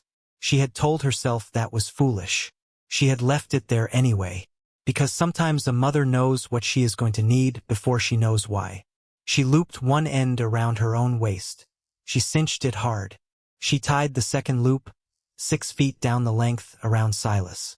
She tied a third loop, 6 feet farther, that she planned to bring around Ada. Ada was on the bed, coughing, both hands pressed against her ribs the way she did, when the cough was low and mean and she could not get past it. Clara knelt in front of her. Ada, Mama, look at me. Look at me, sweetheart. Ada looked up. We are going to the winter room. Right now. In the storm. How? Rope. Silas is on the rope. You will be on the rope. I will be in front. You keep one hand on the rope. If you cannot see, you follow the rope. What if I fall? You get back up. What if I cannot? You will. Ada nodded. She did not argue. She was too tired to argue. That was one small thing to be grateful for, and one large thing to be terrified about. Clara pulled the wool coat around her daughter. She tied Ada's scarf across her mouth and nose. She left only the eyes. She lifted Silas. He weighed nothing. He weighed everything. She looked at the door. She thought. For 1 second she thought. The one thing she thought was this. The wooden horse is already in the cave. The wooden horse is already up there waiting for him. That was enough. She opened the door. The wind hit her like a mule kick. She stepped backward into the cabin. Snow rolled in on the floor in a white wave. It went ankle deep in the entryway before she could push the door back. She could not see the porch railing. The porch railing was 4 feet away. Behind her, Silas made a small sound. Not a word, just a sound. A boy learning what a Wyoming blizzard looks like when it is at your door. Clara set her jaw. She lifted Silas higher onto her hip. She reached back for Ada's hand. She stepped out. Barrow followed as far as the porch and stopped. She noticed. She did not have time to notice. She noticed anyway. The rope pulled tight. Ada was on the threshold. She stepped down onto the porch. Wind rocked her. She grabbed the doorframe. Ada. 1 step. Then the next. One at a time. Ada nodded. They came off the porch. Into the yard. Into the white. Clara had walked from the porch to the base of the deer track 10,000 times in her life. She could have walked it in her sleep. She had walked it in her sleep. She could not walk it now. There was no yard. There was no path. There was no ridge. There was only white air. She lowered her boot. She felt for the ground. It was flat. She stepped. She lowered again. Flat. Step. Flat. Step. She was counting. She was counting for the sake of counting. 20 steps to the well. 40 to the base of the ridge. 70 to the deer track. Almost 100. And 40 to the cave entrance. She counted 17 and knew she was wrong. Because she should have hit the well by 17. There was no well. She stopped. She turned her body sideways to the wind. She looked down at her feet. She could see them. Barely. Silas said, "Mama." "Yes. I cannot feel my hand." Clara looked at his glove. His glove was on his left hand. His right hand was around her neck. Bare, red, almost white at the fingertips. She had missed a glove. She had missed a glove. She had counted the blankets. She had counted the medicine. She had checked the matches. She had missed a glove. She was going to lose the rest of her mind if she thought about that for 1 more second. She said, "Put it inside my coat." He shoved his small hand down between her collar and her wool, against her throat. It was cold. It burned. Warmer. Yes. Good. She turned back to the wind. She kept going. Ada, behind her, was on the rope. Ada was breathing. Ada was walking. Ada had not coughed since the porch. There was not enough air in the wind to cough with. They went 30 more steps. Clara's front foot came down onto something that was not flat. It was a slope. She had reached the base of the ridge. She let out a breath. She turned and looked back for Ada. Ada was down, face in the snow. The rope had gone slack. Betsy the rag doll was 6 inches from her outstretched hand. Clara's stomach dropped. She set Silas down. She said, "Hold the rope. Do not let go of the rope." He nodded. She lunged back down the slope. She reached Ada. Ada was on her knees. Ada was trying to get up. Ada was not crying. Ada was trying to breathe. She had gotten a mouthful of snow when she went down. She was choking on it. Clara wiped Ada's mouth. She turned her head. She patted her back once, twice. Ada coughed. Snow came out. Ada took a breath. Ada looked up at her mother. Her eyes were huge above the scarf. "I fell. I know. I am up. I know. Do not carry me. I will not. I can walk." "I know you can." Clara pulled her up. She did not carry her. Ada had asked. Ada was 8. Ada was walking to the cave on her own 2 legs. Some things a mother has to let her daughter do. They climbed the slope. Silas was where she had left him. He had not moved. He had one small hand on the rope. The other was still shoved against her throat under her coat. She lifted him. She started up the deer track. 50 steps. 60. 70. Her knee struck stone. She almost fell. Her hand went out. Her palm hit rough limestone. The cave mouth. She sat down. Just for one breath. Just for one. Ada. In first. Ada crawled past her. Into the dark. Into the stillness. "Silas, go." She set him down. He crawled after his sister. His empty glove hand went into the cave first. Clara looked back once. Down toward the cabin. There was no cabin. There was no yard. There was no anything. There was only white. She pushed her body through the entrance. The wind stopped. Just like that. The wind stopped. Inside the cave the air was cold. But it was still. It was not moving. It was not trying to kill her. She lay on the floor for 3 seconds. Just 3. She counted them. She let herself have 3. Then she moved. She struck a match. She lit the lantern that hung from the iron hook. Warm light filled the chamber. Ada was sitting up against the curved wall. She was breathing hard. She was alive. Silas was on the platform. He had crawled up there on his own. He had the wooden horse in both hands. He had picked it up before he did anything else. He held it against his chest. Clara went to Silas first. She stripped his wet outer coat off him. She pulled his cold red hand out from where he had stuffed it inside her coat. She pressed it between her palms. She rubbed. Not hard, not fast. Even. Slow. Warmth. Blood. Feeling. His fingers turned pink. They did not turn white. They did not stay red. Pink. Good. She wrapped him in the dry blanket she had left folded on the platform. She wrapped him tight. She pulled a wool cap onto his head. She kissed his forehead once. She went to Ada. Ada was still against the curved wall. Clara pulled the scarf away from her face. Ada was pale. Ada was breathing shallow. Ada was not coughing. Yet, Ada, Mama, I need you to move to the platform. I need a minute. You have 30 seconds. Ada took 30 seconds. Then she stood up. She walked to the platform. She climbed on. She sat next to Silas. She put her arm around him. Betsy was gone. Betsy was somewhere down in the snow at the base of the slope. Ada did not ask. Ada knew. Clara knelt at the firebox. She struck the second match. Kindling caught. Slow.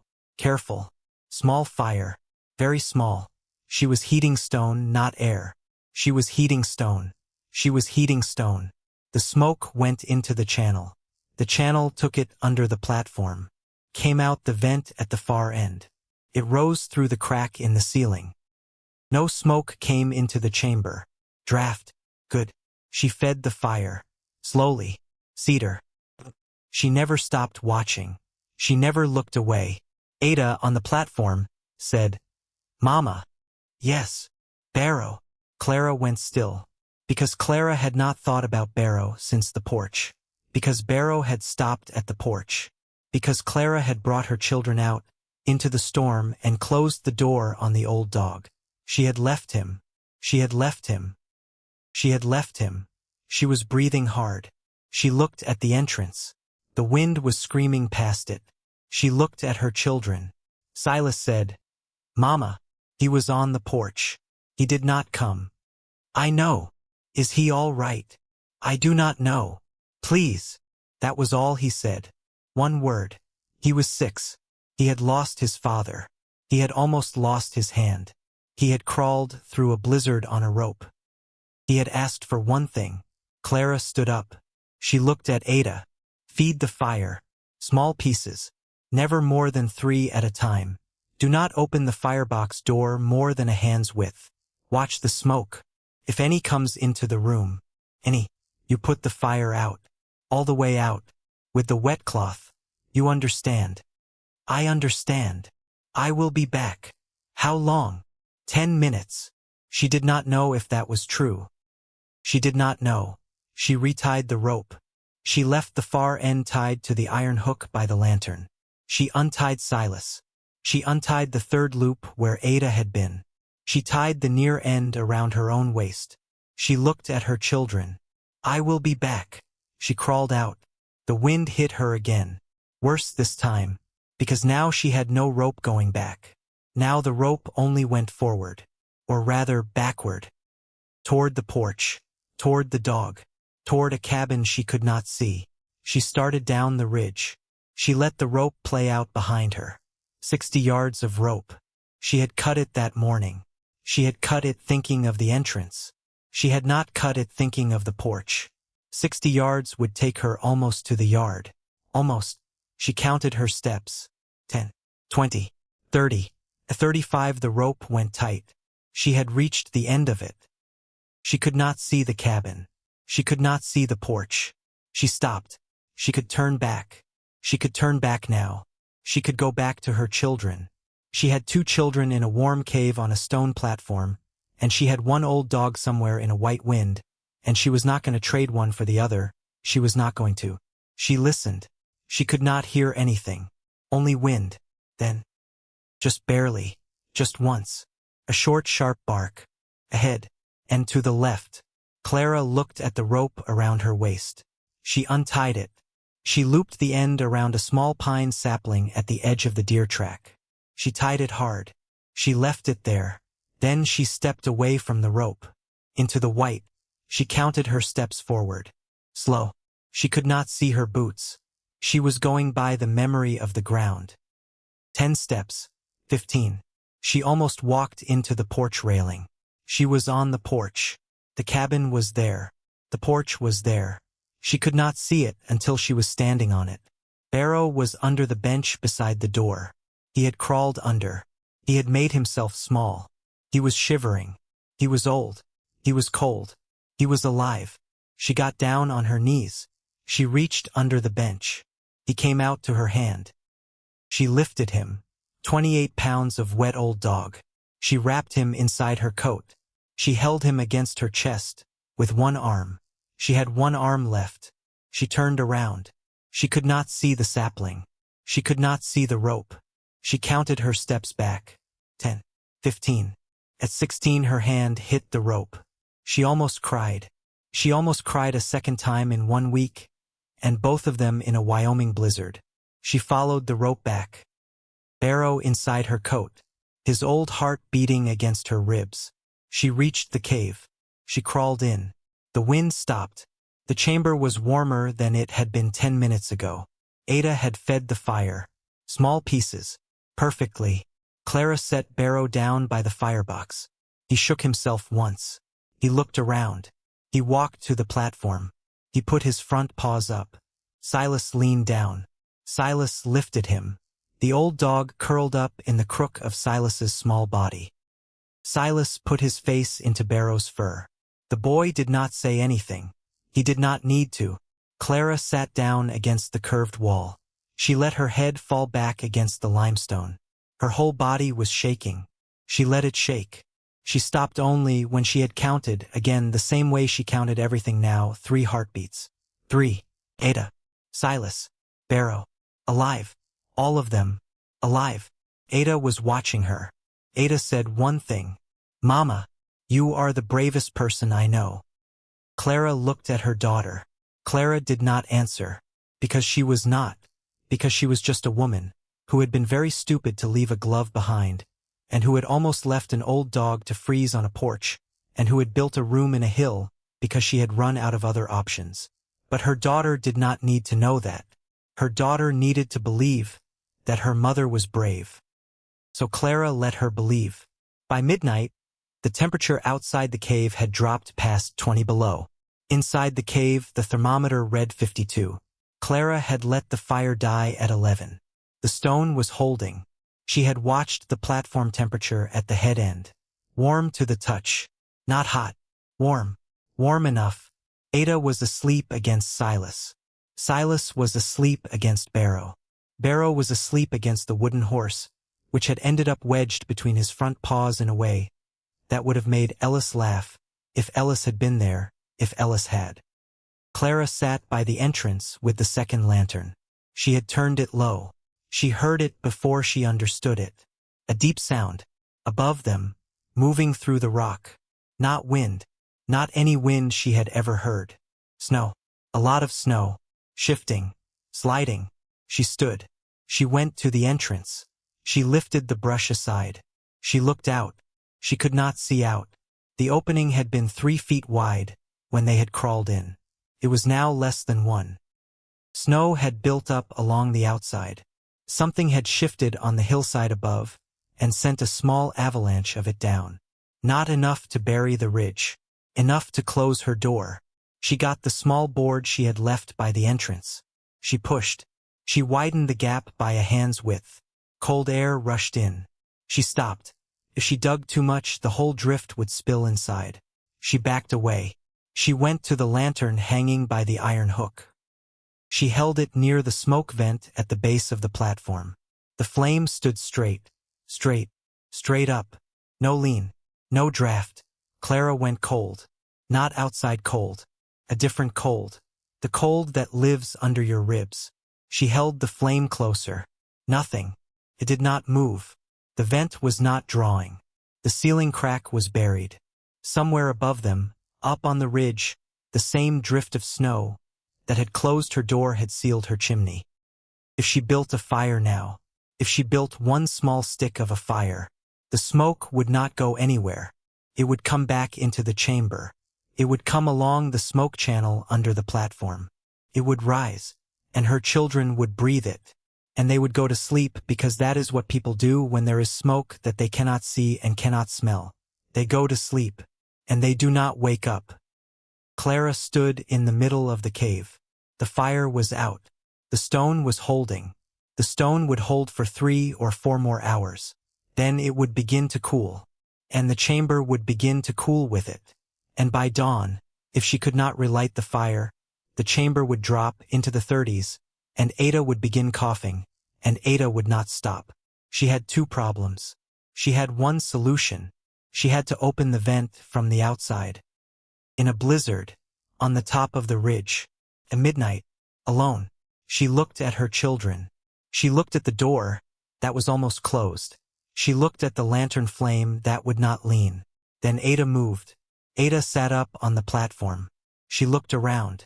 She looked at the lantern. She looked at her mother's face. She looked at the lantern again. She was 8 years old. She had watched her mother do this dozens of times. She had watched her mother hold the flame near the vent and check the way it moved. Ada knew what a lantern flame was supposed to do. Ada said, "Mama, Ada, it is not moving. I know. The air is not going out. I know." Ada looked at the firebox. Ada looked at her mother. "You cannot make a fire." "No." "But the stone will get cold." "Yes." Ada was quiet. She was thinking. She was 8, and she was thinking the way people twice her age think when they are cornered. Then Barrow, at Silas's side, sat up. He looked at the entrance. He gave one short bark. Then a low whine. He climbed off the platform. He walked to the entrance. He scratched at the snow that was piling up in the opening. He turned. He looked at Clara. He barked again. Ada said, "Mama, he knows." "He knows what?" He knows the air is wrong. Clara looked at the dog. She looked at her daughter. She looked at the lantern flame that would not move. She said, I have to go up on the ridge. Ada said, Now. Now. In the storm. Yes. By yourself. Yes. Ada was quiet again. Then Ada said, How long? 20 minutes. If I can find the vent quickly. What if you cannot? Then longer. What if you do not come back? Clara went to the platform. She knelt in front of her daughter. She took both of Ada's hands in her wrapped ones. Listen. Listen to me. If I do not come back by first light, when you can see the entrance is gray instead of black, you do not make a fire. You do not open the firebox. You bundle up in every blanket. You and Silas. Barrow with you. You crawl out of the entrance. You follow the deer track down. You go to the cabin. If the cabin is buried, you go past it, north, 300 yards to Ida's road. You keep walking. Do you understand? I understand. Say it back. No fire. Blankets. Crawl out. Follow the track down. Go to Ida. Good. Mama. Yes. Ada leaned forward. She pressed her forehead against her mother's forehead. She did not cry. She said one thing. Come back. Clara pressed her lips to Ada's forehead. I will. She stood. She wrapped her coat tight. She put her wool cap low. She put the mittens on that she had almost put on Silas. She took the small hand shovel from the tool bag. She took a lantern. She took a coil of rope. She looked at the children one more time. Silas was asleep. He did not know. He would not know. That was a small mercy. Ada was watching her. Ada did not blink. Clara crawled out. She had to go up the outside of the ridge. Around the entrance. Along the slope. To the top. The vent came out on the flat above the cave, 300 feet to the east. She tied the rope to a scrub pine near the entrance. She let it play out behind her as she climbed. The wind on the outside of the ridge was worse than the wind in the yard. The ridge was open. There was nothing to break it. She climbed on her hands and knees where the slope was steep. She held the lantern in her teeth. She dug the shovel into the snow for a handhold. She could not feel her fingers. She could not feel her face. She kept climbing. She reached the top of the ridge. She stood up. The wind almost knocked her over. She dropped back to her knees. She crawled. The vent was 300 feet to the east. She had marked it with a small cairn of stones back in October. Warren had helped her build the cairn. He had said, "You will need a marker, in case of drift." He had known. She crawled along the top of the ridge. She counted. 300 feet was 100 paces of a grown man. She was crawling. She multiplied. She did not know if she was multiplying right. Her brain was slow. Cold makes brains slow. She almost missed the cairn. Her shovel struck it. She stopped. She dug down with the shovel. She hit stone. Cairn stone. She cleared away the top 3 inches of snow. She reached down. Her mitten hit something colder than the stones. The vent. The ceiling crack came out here, as a small opening a hand's width across. She had widened it in October. Warren had widened it more. It was maybe 8 inches across now. It was packed solid with snow. She dug. She used the shovel first, then her hands, then the shovel again, then the small blade of her belt knife to break up the pack ice at the base of the drift. She worked for what felt like an hour. It was probably 10 minutes. She broke through. The vent opened up. She held the lantern near it. The flame leaned down into the vent. The draft was pulling. The chamber below was drawing air. She had done it. She sat back on her heels in the snow. She looked up at the sky. There was no sky. There was only white sideways air. She said, out loud, into the wind, to no one, and to everyone, Ellis, Ellis, I did it. Then she got up. Because there is no time to sit in a Wyoming blizzard at midnight. She followed the rope back down. She crawled into the cave. Ada was standing at the entrance. She had not moved from where Clara had left her. She had watched the entrance for 22 minutes. She would have watched it for 22 hours. Clara collapsed in the chamber. Ada dropped to her knees beside her.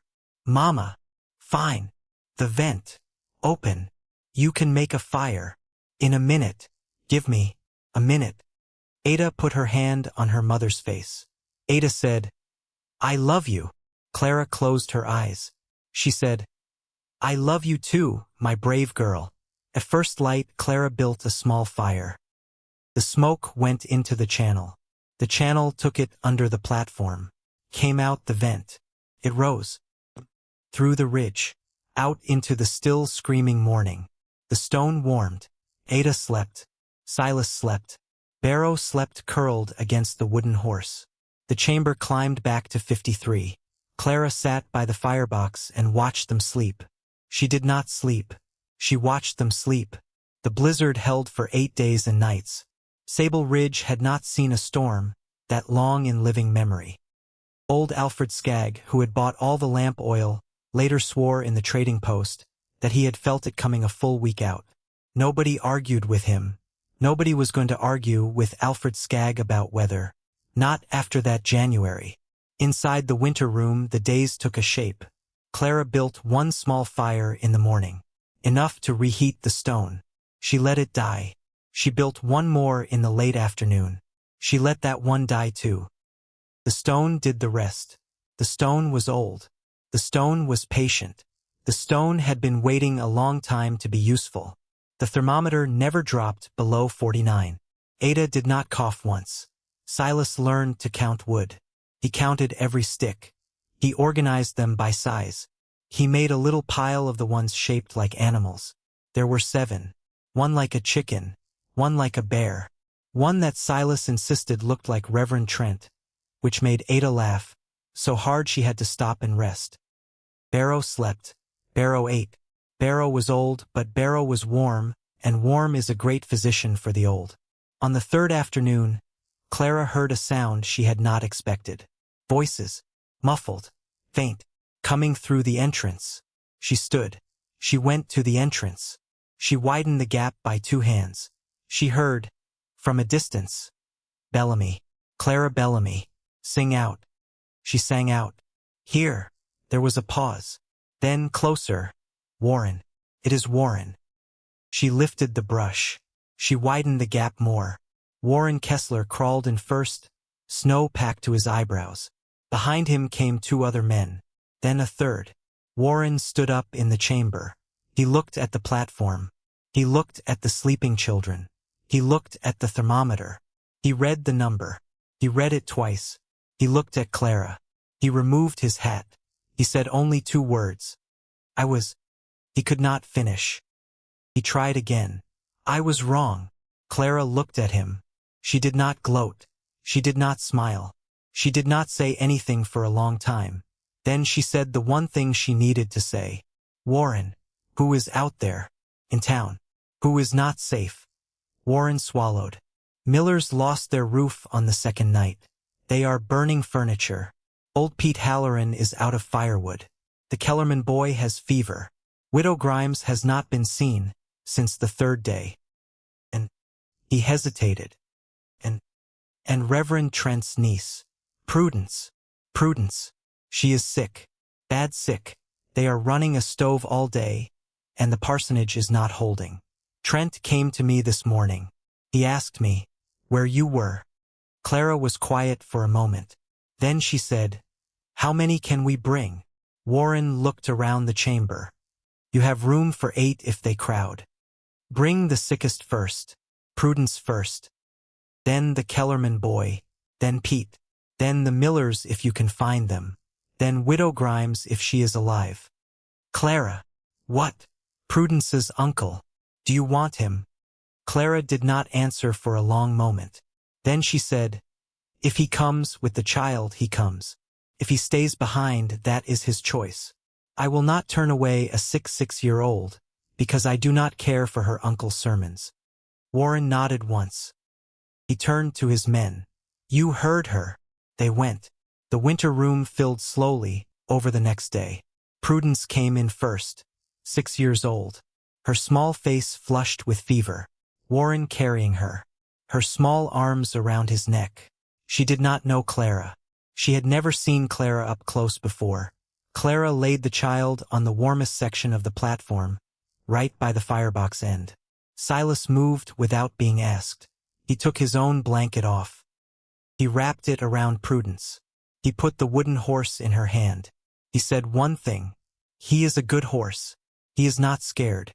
Prudence held the horse. She fell asleep almost at once. Ada moved down the platform to make room. She did not complain. She had not complained once in the entire 8 days. She was her mother's daughter. The Kellerman boy came next. 10 years old. Chills. Warren's second man had carried him on his back. Clara put him next to Prudence. She gave him hot broth from the pot she had going on the small fire.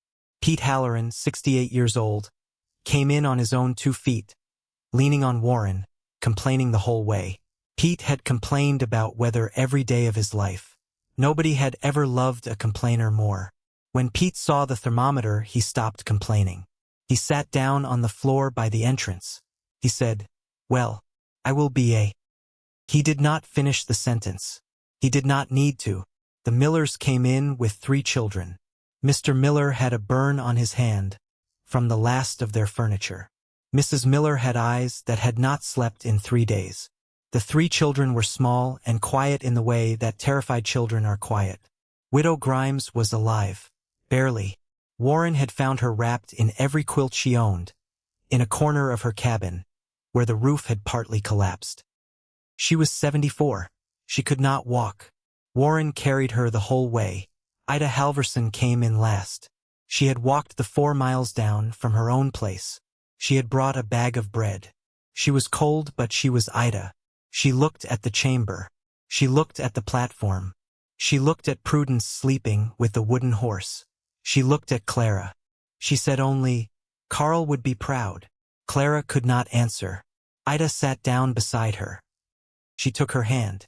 She did not let go for a long time.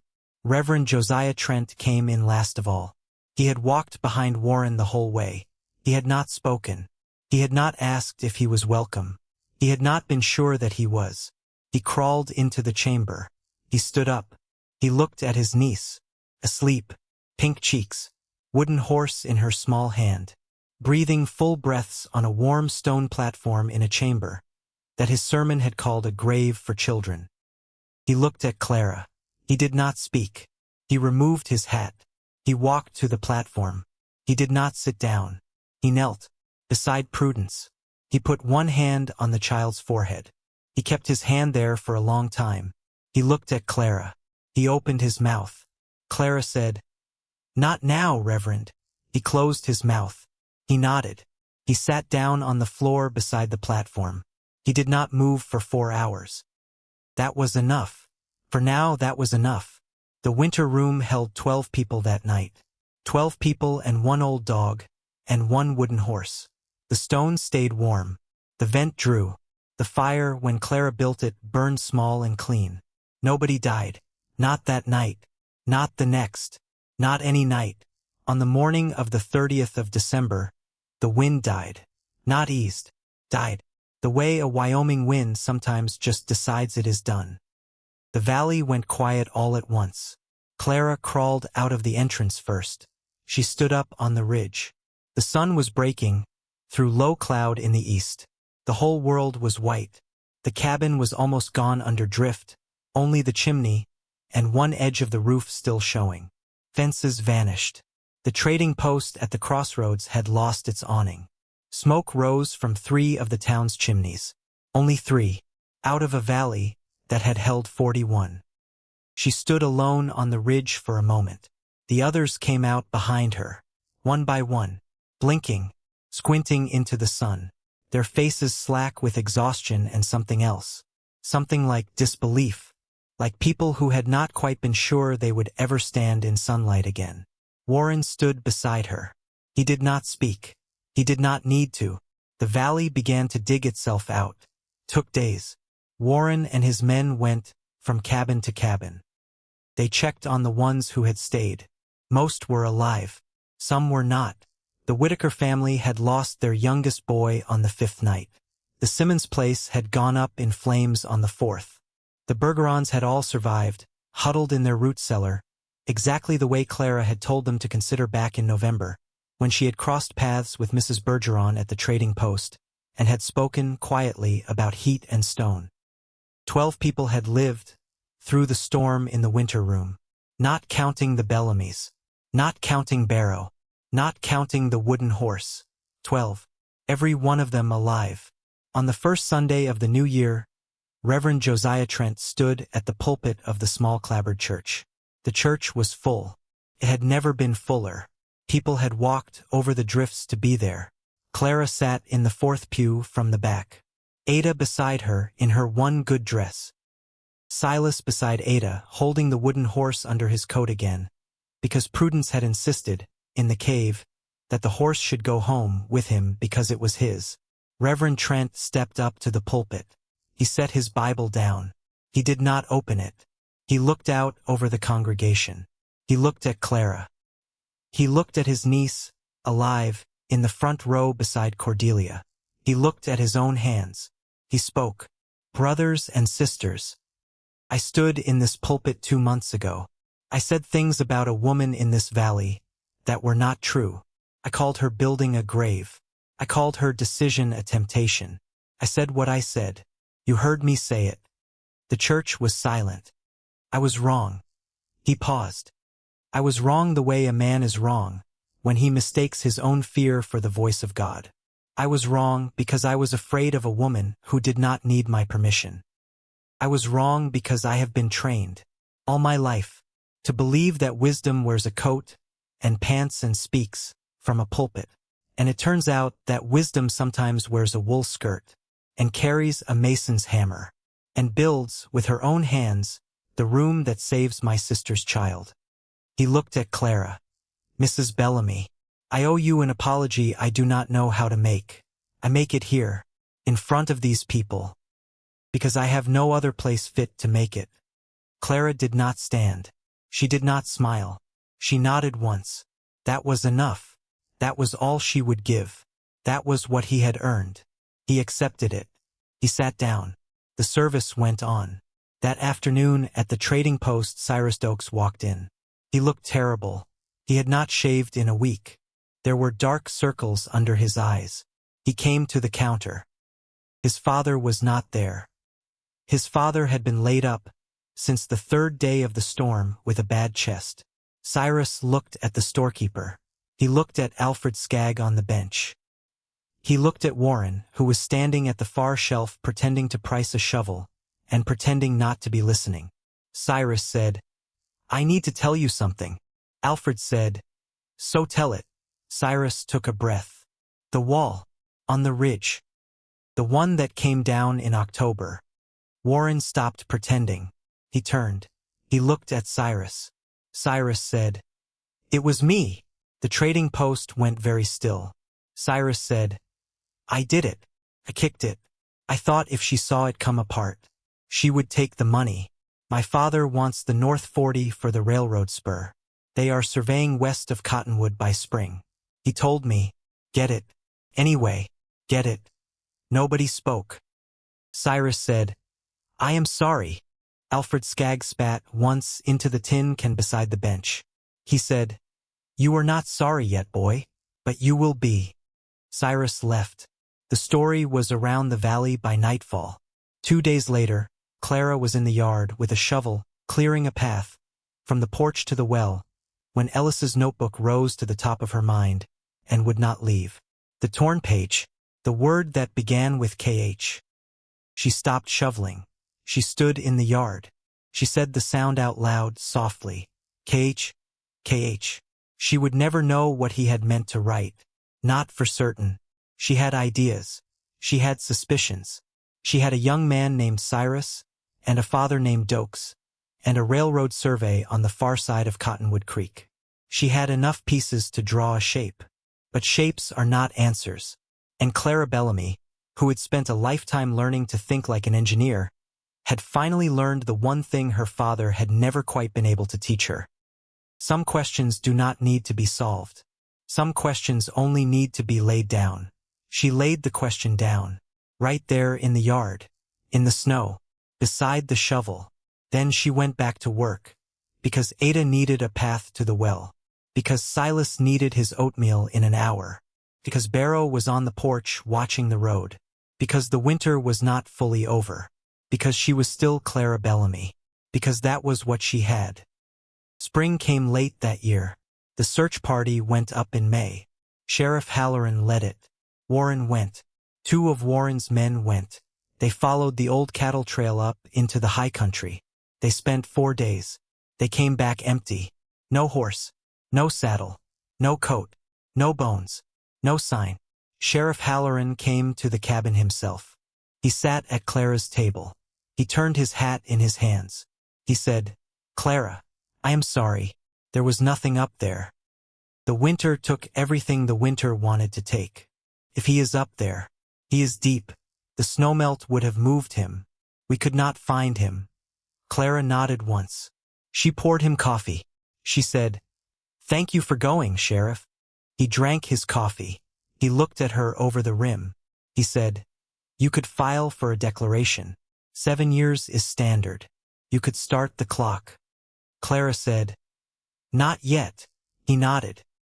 He did not press. He left. That evening, Clara sat on the porch. Ada came out. She sat beside her mother. Silas came out with Barrow. He sat on the other side. They watched the road together for a while. Ada said, "Mama." "Yes." "Do you think Papa knows?" "Knows what?" "That you built it. The winter room. That you finished it." Clara looked out at the road. She looked at the ridge behind the cabin, where the cave was, and where 12 people had slept warm on 8 nights of a storm that had killed the valley's grief and its complacency all at once. She looked at her daughter. "I think he knows. Somehow. I do not know how, but I think he does." Ada leaned her head against her mother's shoulder. Silas leaned his head against her other side. Barrow lay across her boots.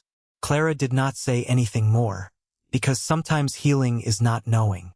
Sometimes healing is learning to sit on a porch in the evening, with the people who are still with you, and to love them fully without needing the answer to the question that will never come. Ellis was not coming home. Ellis had left her tools. Ellis had left her a notebook. Ellis had left her the shape of the winter room in his own handwriting, in June, when the weather was fine, and he was worrying about a snow that had not yet fallen. Ellis had left her enough. Clara Bellamy sat on her porch in the spring of 1890, with 1 child on each shoulder, and an old dog across her feet, and she did what widows have done, since the first widow. She kept living. She kept loving. She kept building. 45 years later, in the summer of 1934, a small automobile drove up the road to a stone cottage at the base of Sable Ridge. The cottage had been built by hand in 1893. Its walls were of local limestone. Its hearth was low and wide. Its chimney drew clean. Its winters were warm. A woman in her 50s stepped out of the automobile. Her hair was silver at the temples. Her hands were strong. She wore a linen suit and low-heeled boots. She helped an older gentleman down from the passenger seat. He carried a notebook. He was a professor of engineering from a university in Chicago. The woman was Ada Bellamy Kessler. She had graduated from the University of Wyoming in the spring of 1904. She had been one of the earliest women to complete the engineering program there. She had married Thomas Kessler, Warren's youngest son, who was a mason like his father and his grandfather.